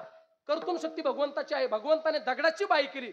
दगडाची बाई केली पण ती का केली? ती शापित होती म्हणून केली. ती बंद कर रे, बंद कर. माझं लक्ष तिकडे चाल, बंद कर सगळं. कडील लावतो मी, शेवट करतो. ते माझ्यावर मी सांगितलं त्याच्यावर पारायण झालं परवा दिवशी माझ्यावर. मी आता करतो ते शेवट, पारायणाला शेवटच करतो मी आता. ऐका, मला असं वाटतं भगवंताची कर्तुम शक्ती होती. भगवंताने दगडाची बाई केली. काय केली तर ती शापित होती. मला असं वाटतं अहिल्याला शाप होता महाराज. काय शाप होता? शिळा म्हणून पडशील, दगड म्हणून पडशील. ज्यावेळेस उशाप मागितला, क्षमा मागितली, पण साधूच्या मुखातील गेलेला शब्द परत येऊ शकत नाही. मग काय करावं?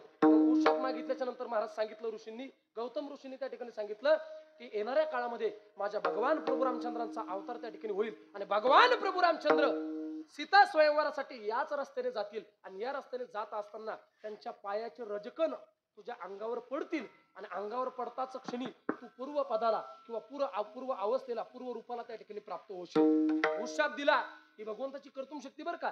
दगडाची मला असं वाटतं की बाई केली ही भगवंताची कर्तुम शक्ती. उशाप दिला आणि काही कालावधीनंतर भगवान प्रभू रामचंद्र त्या रस्त्याने आले.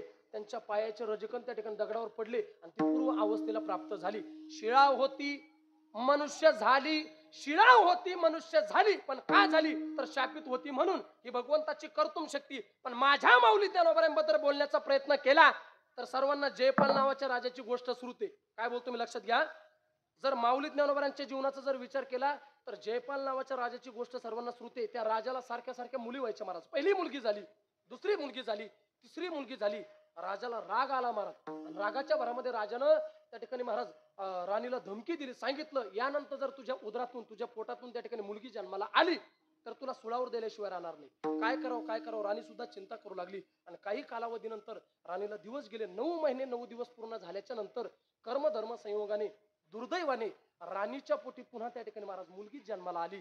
चिंता करू लागली, रडू लागली, शोक व्यक्त करू लागली.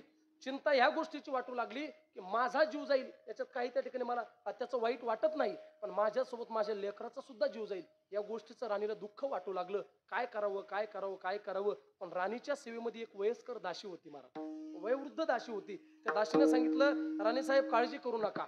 आणि ती दासी त्या ठिकाणी राजाला निरोप देण्यासाठी गेली. राजाला निरोप दिला. राजा साहेब भाग्यवान आहात तुम्ही, तुम्हाला मुलगा झालाय, तुम्हाला पुत्र प्राप्ती झाली. राजाला सुद्धा आनंद झाला महाराज. राजाचा आनंद गगनात मावेनासा झाला आणि राजा सिंहासनावरून उठला, मुलगा बघण्यासाठी निघाला. पण तेवढ्यात त्या दासीने सांगितलं राजे साहेब थांबा, तुम्हाला मुलगा झाला एवढं खरंय, पण त्याच्या पुढचं ऐका. तुम्हाला तो मुलगा किमान 18 वर्षापर्यंत बघता येणार नाही. जर तुम्ही तो मुलगा 18 वर्षाच्या आतमध्ये बघितला तर तो मरण पावेल, असं त्या ठिकाणी महाराज त्या मुलाला शाप आहे. असं सांगितल्याच्या नंतर राजाला त्या ठिकाणी महाराज दुःख वाटू लागलं. राजा जागेवर बसला. पण एका गोष्टीचा आनंद झाला की किमान वयाच्या सरते शेवटी का होईना आपल्या जीवनामध्ये आपल्याला पुत्र प्राप्ती झाली. बरं का, वयाच्या सरते शेवटी का होईना आपल्या जीवनामध्ये आपल्याला पुत्र प्राप्ती झाली.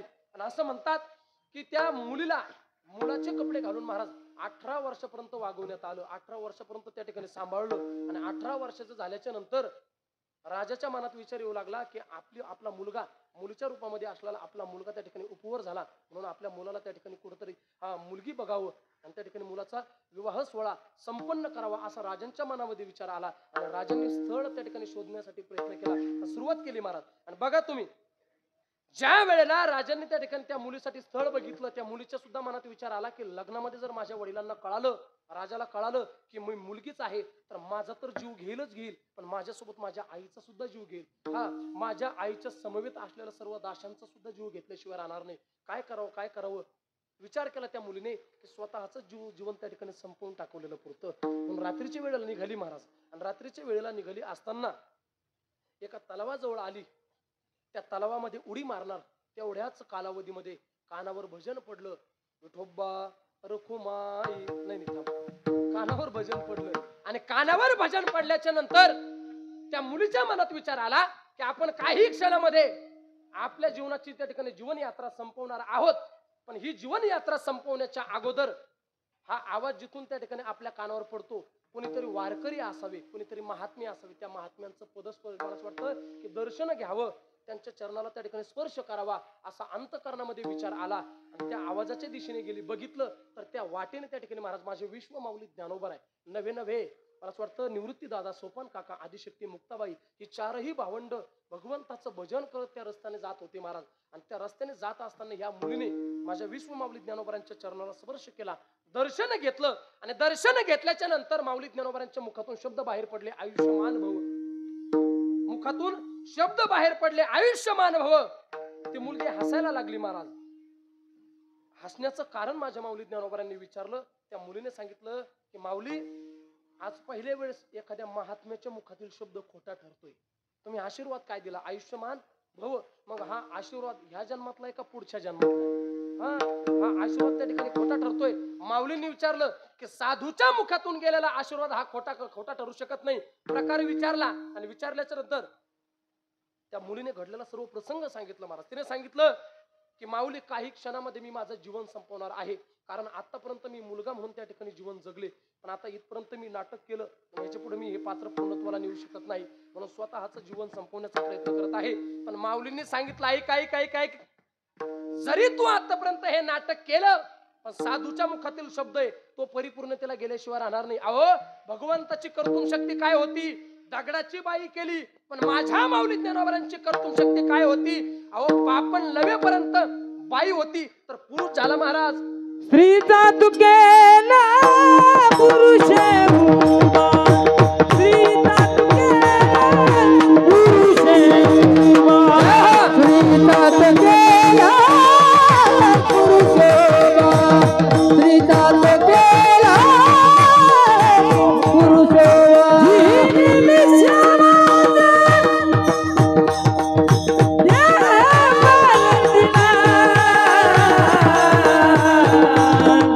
स्त्रीचा तो केला पुरुष उभा,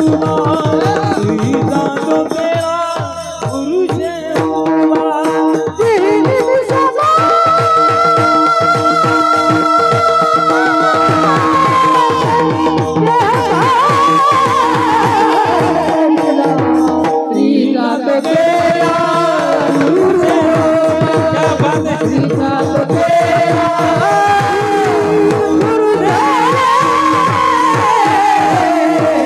उभा. जी निमिष मात्रे देह पालटिला,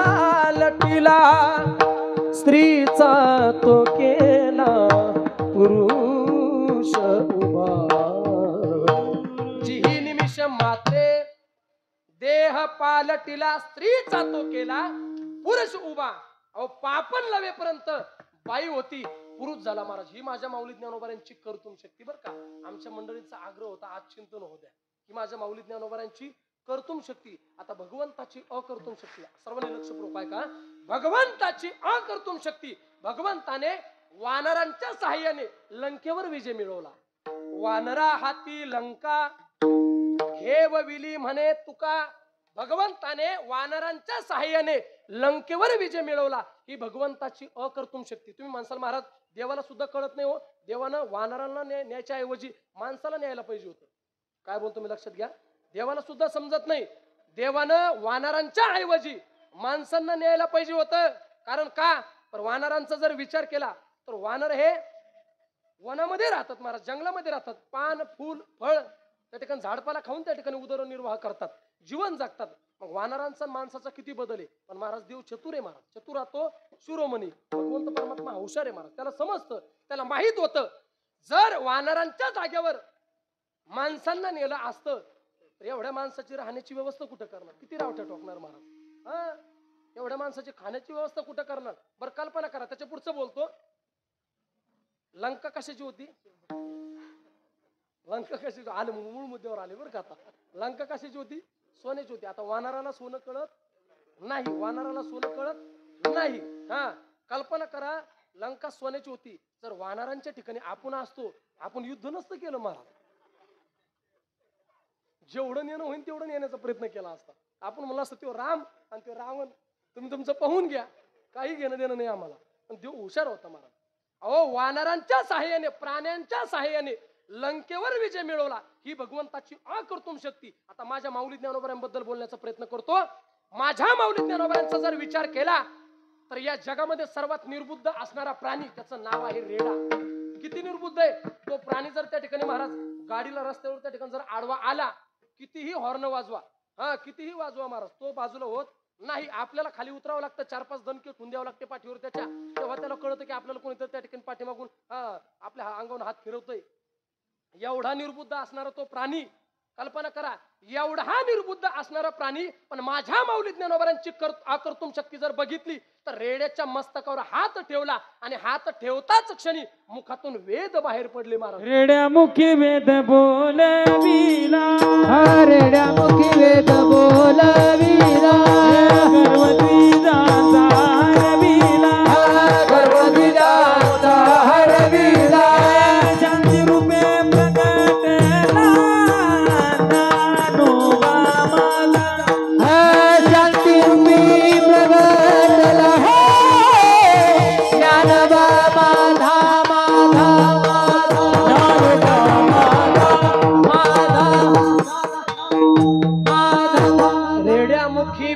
बोलविला, गर्व द्विजांचा हरविला, शांती रूपी प्रगटला ज्ञानोबा माझा.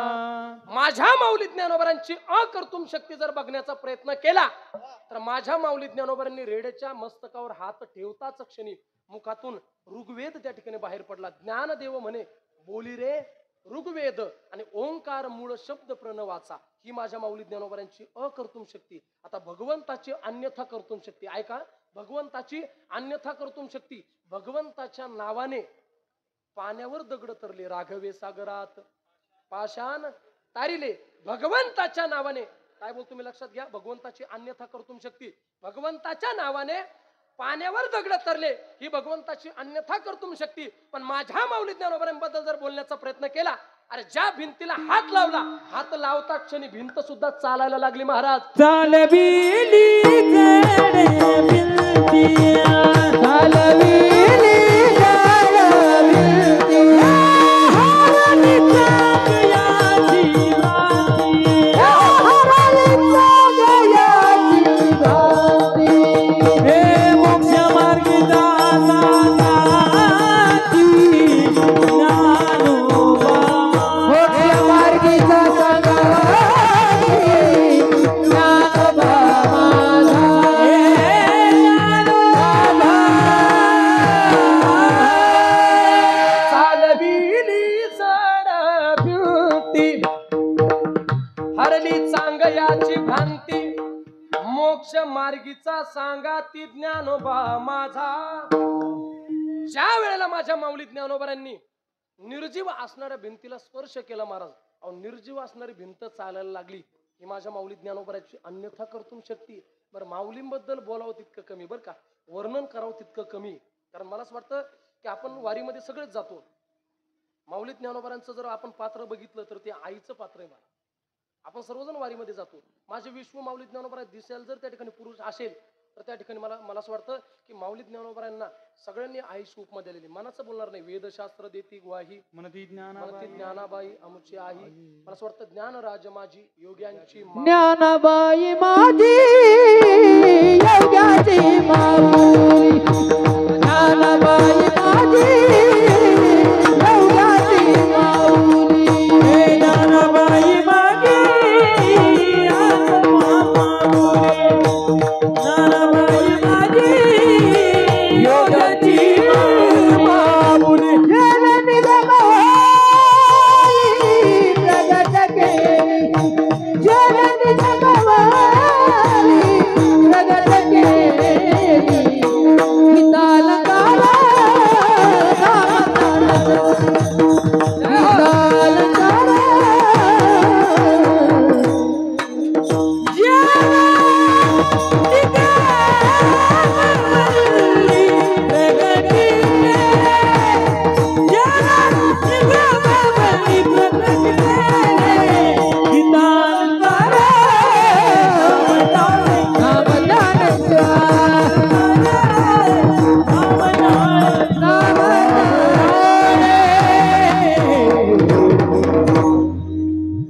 ज्ञानराज माझी योग्यांची माऊली, जेने निगमवल्ली प्रगट केली. योगी सुद्धा म्हणतात महाराज ज्ञानोबा आमचे आई आहे, साधकांचा माय बाप, दरुशने हरिताप, सर्वभूती सुखरूप. मला असं वाटतं ज्ञानाबाई माझी अनाथाची माय आणि एका जनार्दनी पाय वंदित असे. आपण सर्वजण महाराज वारीमध्ये जातो. मला असं वाटतं तो मुस्लिम समाजाचा असू द्या, मराठा समाजाचा असू द्या, कोणत्याही जातीचा असू द्या, कोणत्याही कुळातला असू द्या, कोणत्याही वर्णाचा असू द्या, प्रत्येकाला आपण काय म्हणतो, माऊलीच म्हणतो महाराज. आपल्या मुखातून शब्द एकच बाहेर पडतो फक्त माऊली. कारण माझ्या माऊली ज्ञानोबांचं जीवन हे परिपूर्ण आहे. म्हणून माऊली ज्ञानोबांबद्दल वर्णन करावं तितकं कमी. आणि खरोखर आपण भाग्यवान आहोत बरं का. आपला वेळ सुद्धा संपुष्टात आलेला आहे ना. आपण भाग्यवान आहोत, पण काही अडचण नाही, सगळं होऊन जाईल आज बरं का. ऐका, आपण भाग्यवान आहोत. कारण भाग्यवान का आहोत तर मला असं वाटतं की अनमोल असणाऱ्या किंवा दैदिप्यमान असणाऱ्या गोष्टी आपल्या डोळ्यासमोर घडल्या, त्याच्यामुळे भाग्यच म्हणावं लागेल मला. मी प्रत्येक ठिकाणी सांगत असतो आणि तुम्हाला सुद्धा ज्ञात आहे. भाग्यवान का म्हणावं लागेल, आपल्या डोळ्याने आपण कोरोनाचा काळ बघितला, भाग्यवान आहे. आणि एवढ्या संकट काळातून आपण वाचून इथपर्यंत आलो, हे आपलं भाग्य आहे. त्याच्या पुढचं बोलतो आपलं भाग्य आहे महाराज.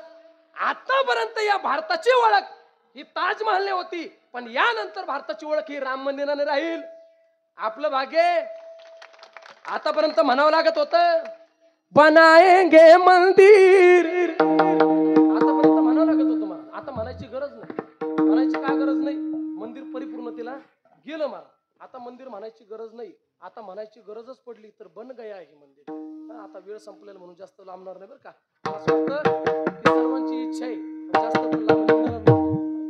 आपलं स्वप्न पूर्णत्वाला जात आहे. आणि महाराज आपण हिंदू आहोत बरं का. हिंदू म्हणून जीवन जगलो पाहिजे. हिंदू म्हणून जीवन जगलो पाहिजे. अहो शोकांतिका हिंदू धर्माची मुस्लिम समाजाचं 5 वर्षाचं लेकरू असू द्या, 2 वर्षापासून त्याला धर्माचं शिक्षण दिलं जातं. नमाज कशी पडतात हे त्याला सांगायची गरज नाही.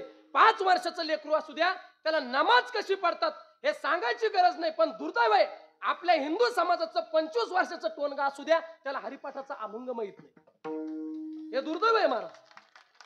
जास्त शिकले म्हणून त्या ठिकाणी तुम्ही भगवंतापेक्षा मोठे झाले किंवा धर्मापेक्षा मोठे झाले असं समजू नका बरं का. बऱ्याच जणांना कपाळाला गंध लावायची सुद्धा लाज वाटते. काय बोलतो मी लक्षात घ्या. बऱ्याच जणांना असं वाटतं आपण जास्त शिकलेलो आहोत मग कपाळाला गंध लावायची काय गरज आहे. मी सांगून जातो, जर तुम्हाला कपाळाला गंध लावायची लाज वाटत असेल तर मस्त गोल टोपी घ्या. कशाला टेन्शन घ्यायचं मला.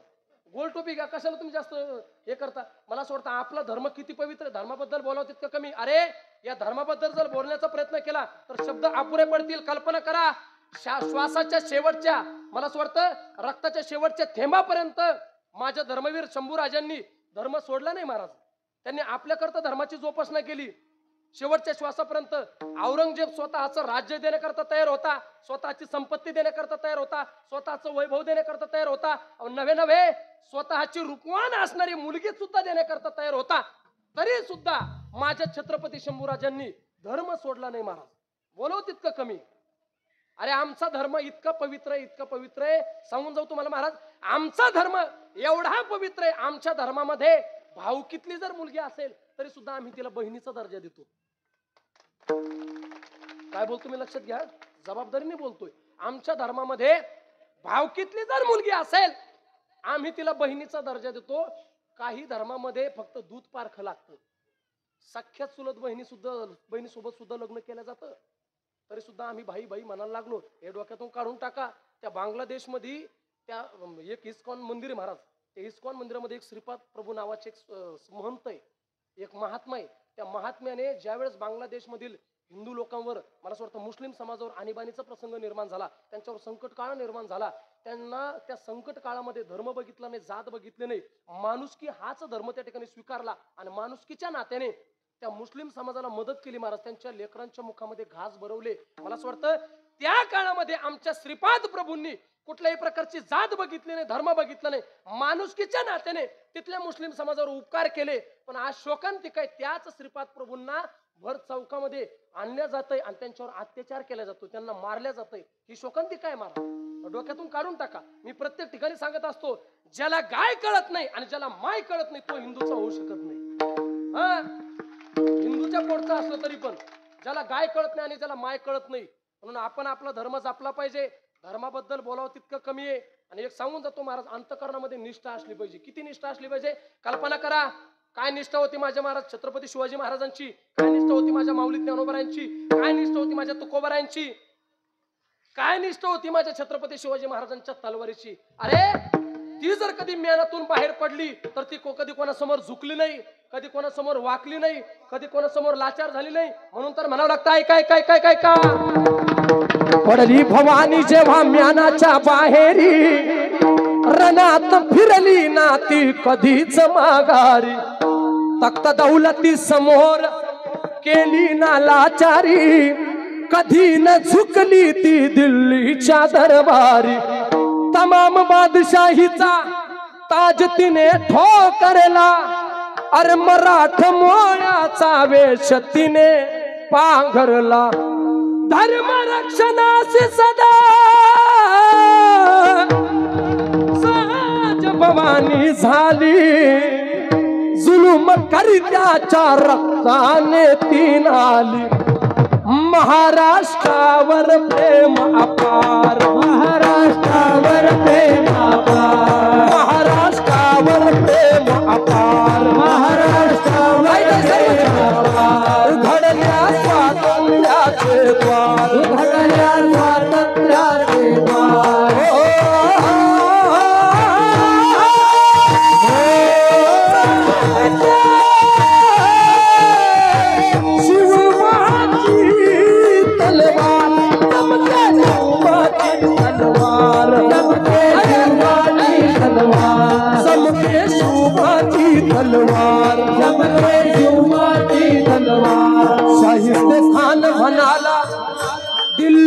दरबारी हुजूर करीतो मी महाराष्ट्रावर स्वारी. अरे पुण्यात शाहिस्त्या वस्तीला मग आला, शिवाजी आज मावयास लागे शत्रूला. शाहिस्त्याच्या घरात शुभ रात्रीचा शिरले, बघून मर्द शिवा खान मनी घाबरले. केला शिवबाने गनिमी काव्याने हल्ला, शाहिस्त्य बोलत से या तोबा या अल्लाह. केला शाहिस्त्यावर वार, केला शाहिस्त्यावर वार, केला शाहिस्त्यावर वार, केला शाहिस्त्यावर वार. त्याची तुटली मोठे चार, त्याची तुटले मोठे चार.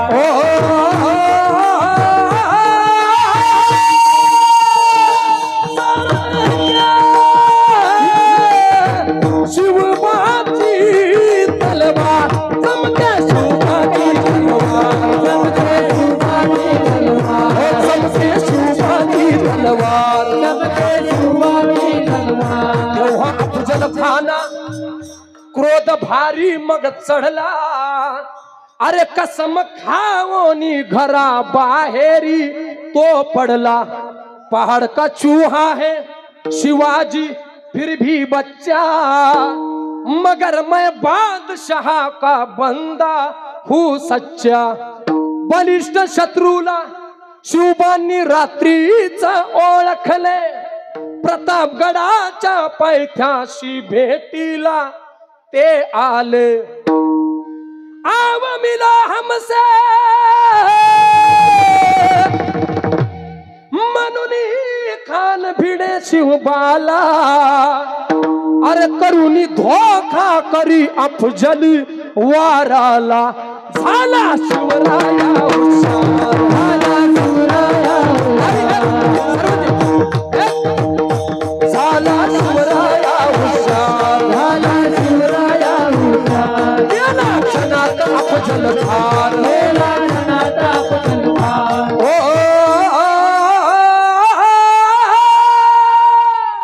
चमके चमके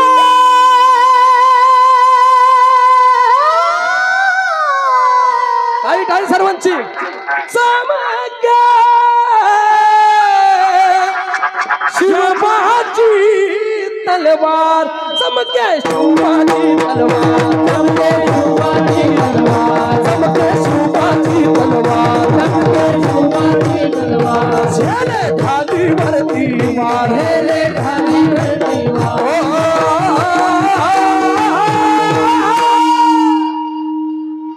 एवढी निष्ठा आपली. एकच राजा, एकच राजा इथे जन्मला शिवनेरी किल्ल्यावर. एकच राजा इथे जन्मला शिवनेरी किल्ल्यावर. माझ्या राजाचं नाव गाजतंय गडकिल्ल्याच्या दगडावर, माझ्या राजाचं नाव गाजतंय गडकिल्ल्याच्या दगडावर. ऐका ऐका, वाजवणारे वाजवतात, म्हणणारे म्हणतात, गाणारे गातात, टाळ वाजवणार सुद्धा जीव तोडून टाळ वाजवतात. पण तुमच्या काही मुंबईला धक्का नाही. हा मस्त बसलेले महाराज टाळ वाजव म्हणून तर चांगलं. तुमची इच्छा आहे नाचण्याची आणि इथं नाचलं पाहिजे महाराज. अहो ही नशा वेगळी, तिथं नाही नाचले, बरं झालं नाचले नाही, घोडा उलट झाला असतं महाराज, बरं झाले नाचले. पण तुमची इच्छा नाही, सर्वांनी जागेवर बरा, सर्वांनी आणि मनमोकळेपणाने आनंद घ्या. हा दादा. एकच राजा इथे जन्मला शिवनेरी किल्ल्यावर, शिवनेरी किल्ल्यावर. जय श्रीराम. माझ्या राजाचं नाव गाजतंय गडकिल्ल्याच्या दगडावर, माझ्या राजाचं नाव गाजतंय गडकिल्ल्याच्या दगडावर. माझ्या राजाचं नाव गाजतंय गडकिल्ल्याच्या कृष्ण महाराज सपना ये पूरा करके रहे हैं मन में ठाना, हर हद को हम प्यार करेंगे देखेगा ये जमाना. हम तेरे हैं दीवाने आए जन्म दीवाने मिटना न लगे तेरा नाना. बनाया है कसम तुम्हारी राम पूरी का राम बन गया है.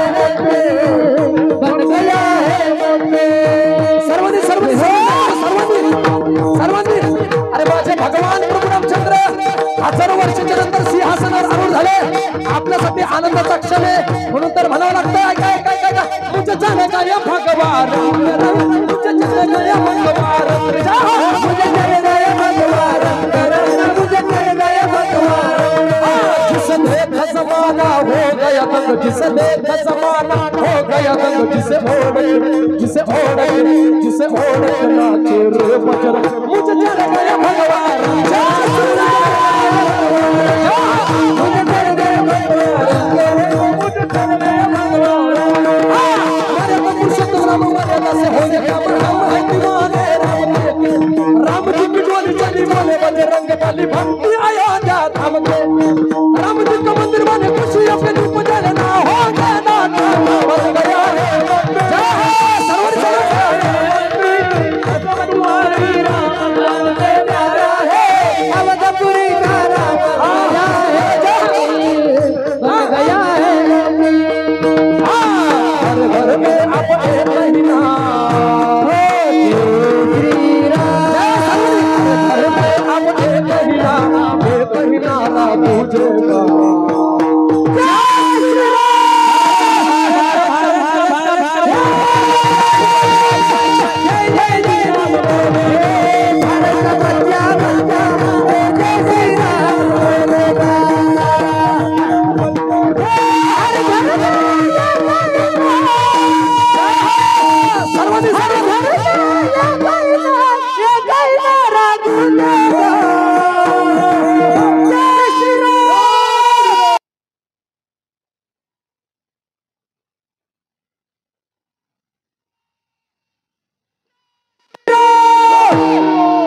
भारत का बच्चा बच्चा जय जय श्री राम भारत का बच्चा जय जय श्री राम हम हिंदू हैं बब्बर शेर हम हिंदू हैं बब्बर शेर बब्बर शेर जिद पर आ जाएंगे तो सबको कर देंगे हम ढेर सबको कर देंगे जहाँ राम ने जन्म लिया है मंदिर वही बनाएंगे राम नाम का भगवा सारे जग में ये लहराएंगे राम नाम का पी के प्याला राम नाम का पी के प्याला अपने धुन में डोलेगा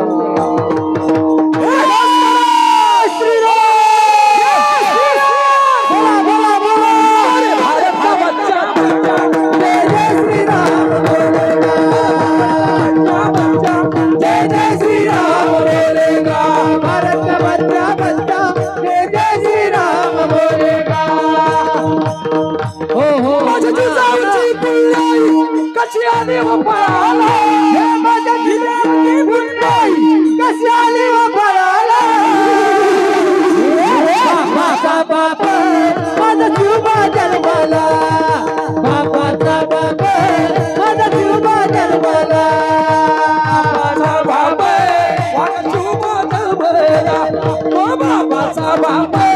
वाग शुभ जन्मला बापाचा बाप माझा जीवा जन्माला बापाचा बाप माझा जीवा जन्माला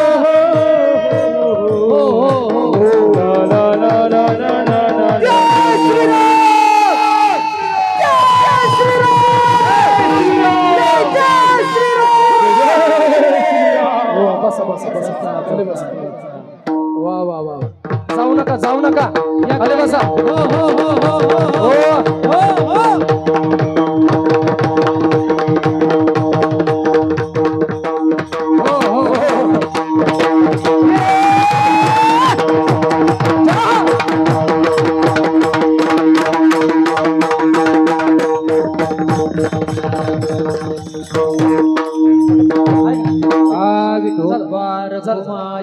एकच मिनिट ऐका खरोखर सीन गेला बरं का आज एकदा जोरदार आमच्या धनचकर मंडळी करता टाळ्या होत्या जोरदार मी समोर एकच जय घोषणा करेन आपल्या कीर्तनाला पूर्णविराम बरं का समोर जय श्रीराम अशी जय घोषणा करेन सर्वांचा आवाज आला पाहिजे सर्वांना 1 मिनिट करता हात वर घ्या सर्वांचा आवाज आला पाहिजे जय श्रीराम माग बसलेले आवाज सर्वांचा आला पाहिजे धनचकर पंचक्रोशीतील सर्व मंडळी सर्व हिंदू बांधवांना विनंती आवाज अंतकरणापासून आला पाहिजे माझ्या लोकडेश्वराच्या अंतकरणापर्यंत गेला पाहिजे सर्वांचा जय श्रीराम जय श्रीराम जय श्रीराम. छत्रपती शिवाजी महाराज की विठोबा रखुमाई विठोबा रखुमाई. चला हरवली विठोबा रखुमाई. टाळी वाजवा भजन करा. विठोबा रखुमाई. हे, हे.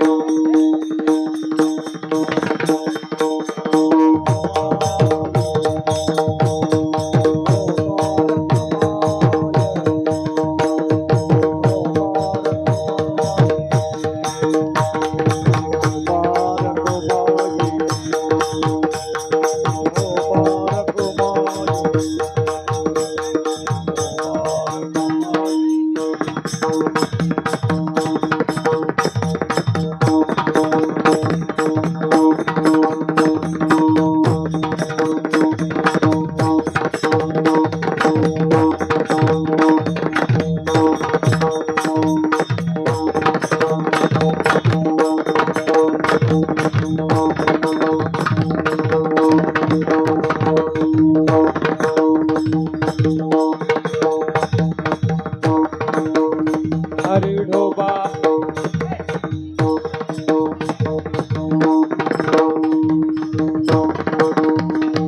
ज्ञानेश्वर माऊली ज्ञानराज माऊली ज्ञानेश्वर माऊली ज्ञानराज माऊली माऊली ज्ञानेश्वर माऊली ज्ञानराज माऊली तुकाराम. विठ्ठल जय जय विठ्ठल. बोलिले कुरे वेळे वाकुरे उत्तरे करा क्षमा अपराध महाराज. नाही विचारिला अधिकार आपला. कामणे ज्ञानेश्वरा राखा पाया पैठी करा. क्षमा आरती ज्ञान राजा कैवाल्य तेजा सेविती साधू संत मानवे दिला माझा आरती ज्ञान राजा. लोपली ज्ञान जगी हित नेनती कोणी अवतार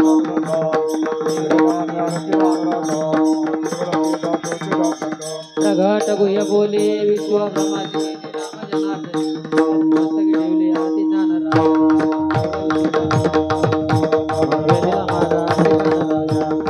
गुह्य बोले राघवे सागरात पाशान तारिले पैसे तुकोबाटे आभंग रक्षिले आशे तुकारामा.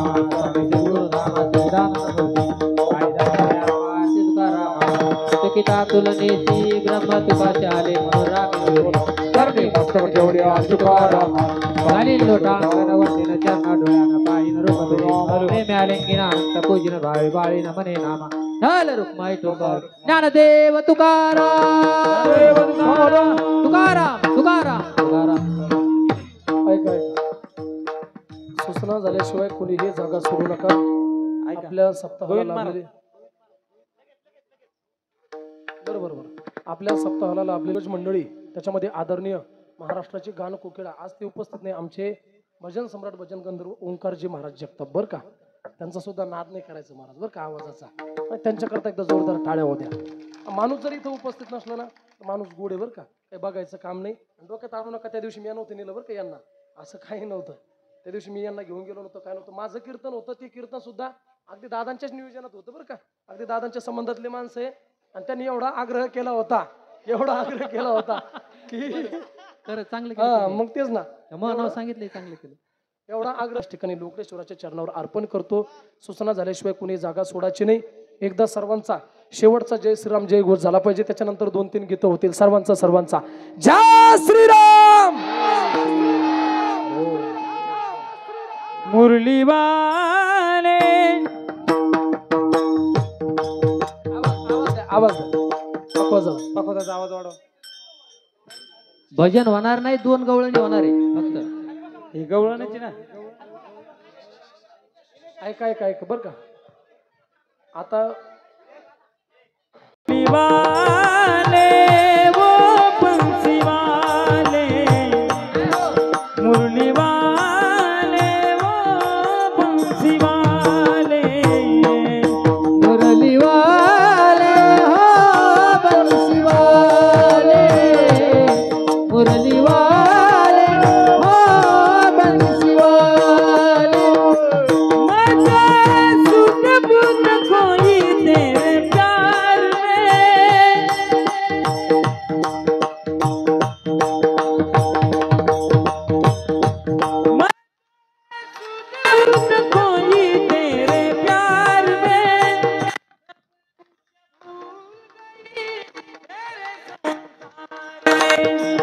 सब कुछ भूल गई तेरे संसार में जोत जला दे प्रीत लगा दे चरणों में ले ले मुरली वाले हो बंसी वाले मुरली वाले हो बंसी वाले मुरली वाले हो बंसी वाले मुरली वाले हो बंसी वाले मुरली वाले हो बंसी वाले मैं तो चुप हो गई मेरे साबरे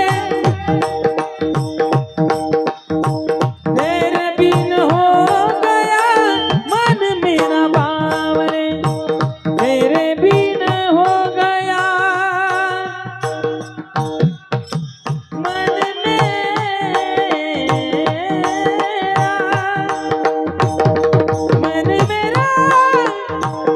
बाबरे मन मेरा बाबरे बाबरे मैं तो नादब गई बदनाम रे हर भजन बिना भूवि नीलाम रे दास नारायण हो गया पावन चरणों में ले ले मुरली वाले हो बंसी वाले मुरली वाले हो बंसी वाले मुरली वाले हो बंसी वाले विसरली तया तुरे धाडी आणि विसरली तया तुरे धाडी आणि विसरली तया हो घरधारी हानी विसरली तया हो घरधारी हानी सजले जाई सजले जाई नवराची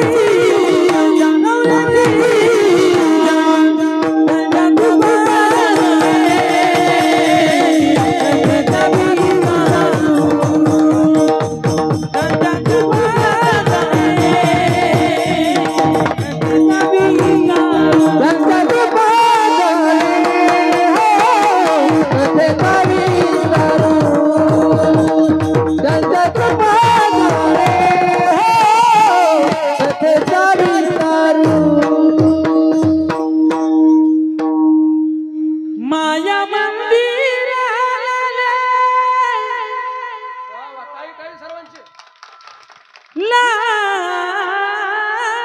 लागे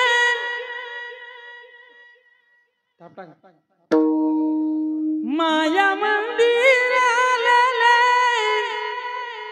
लागे कलश फुटाया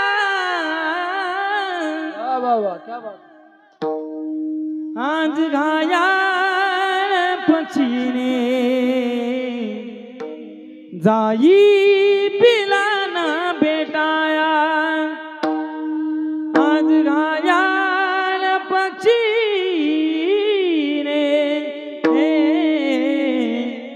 जाई पिलाना बेटाया हे वारी मल्हारीची वारी मल्हारीची वारी वारी मल्हारीची वारी मल्हारीची वारी मल्हारीची वारी मल्हारीची वारी हे माझ्या मल्हारीची वारी मल्हारीची वारी वाग्या वाग्या प्रेम नगरा वारी वाग्या सोहम वाग्या प्रेम नगरा वारी सावन लोणी मंदिराला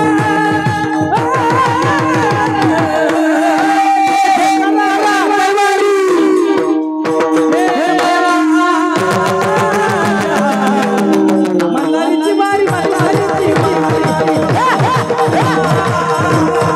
मल्हारीची वारी मल्हारीची वारी हे माझ्या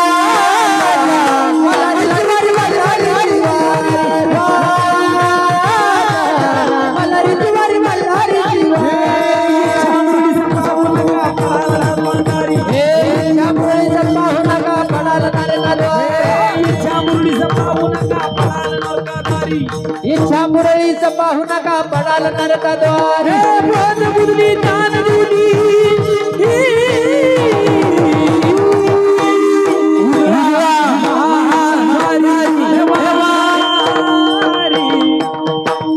मल्हारीची वारी मल्हारीची वारी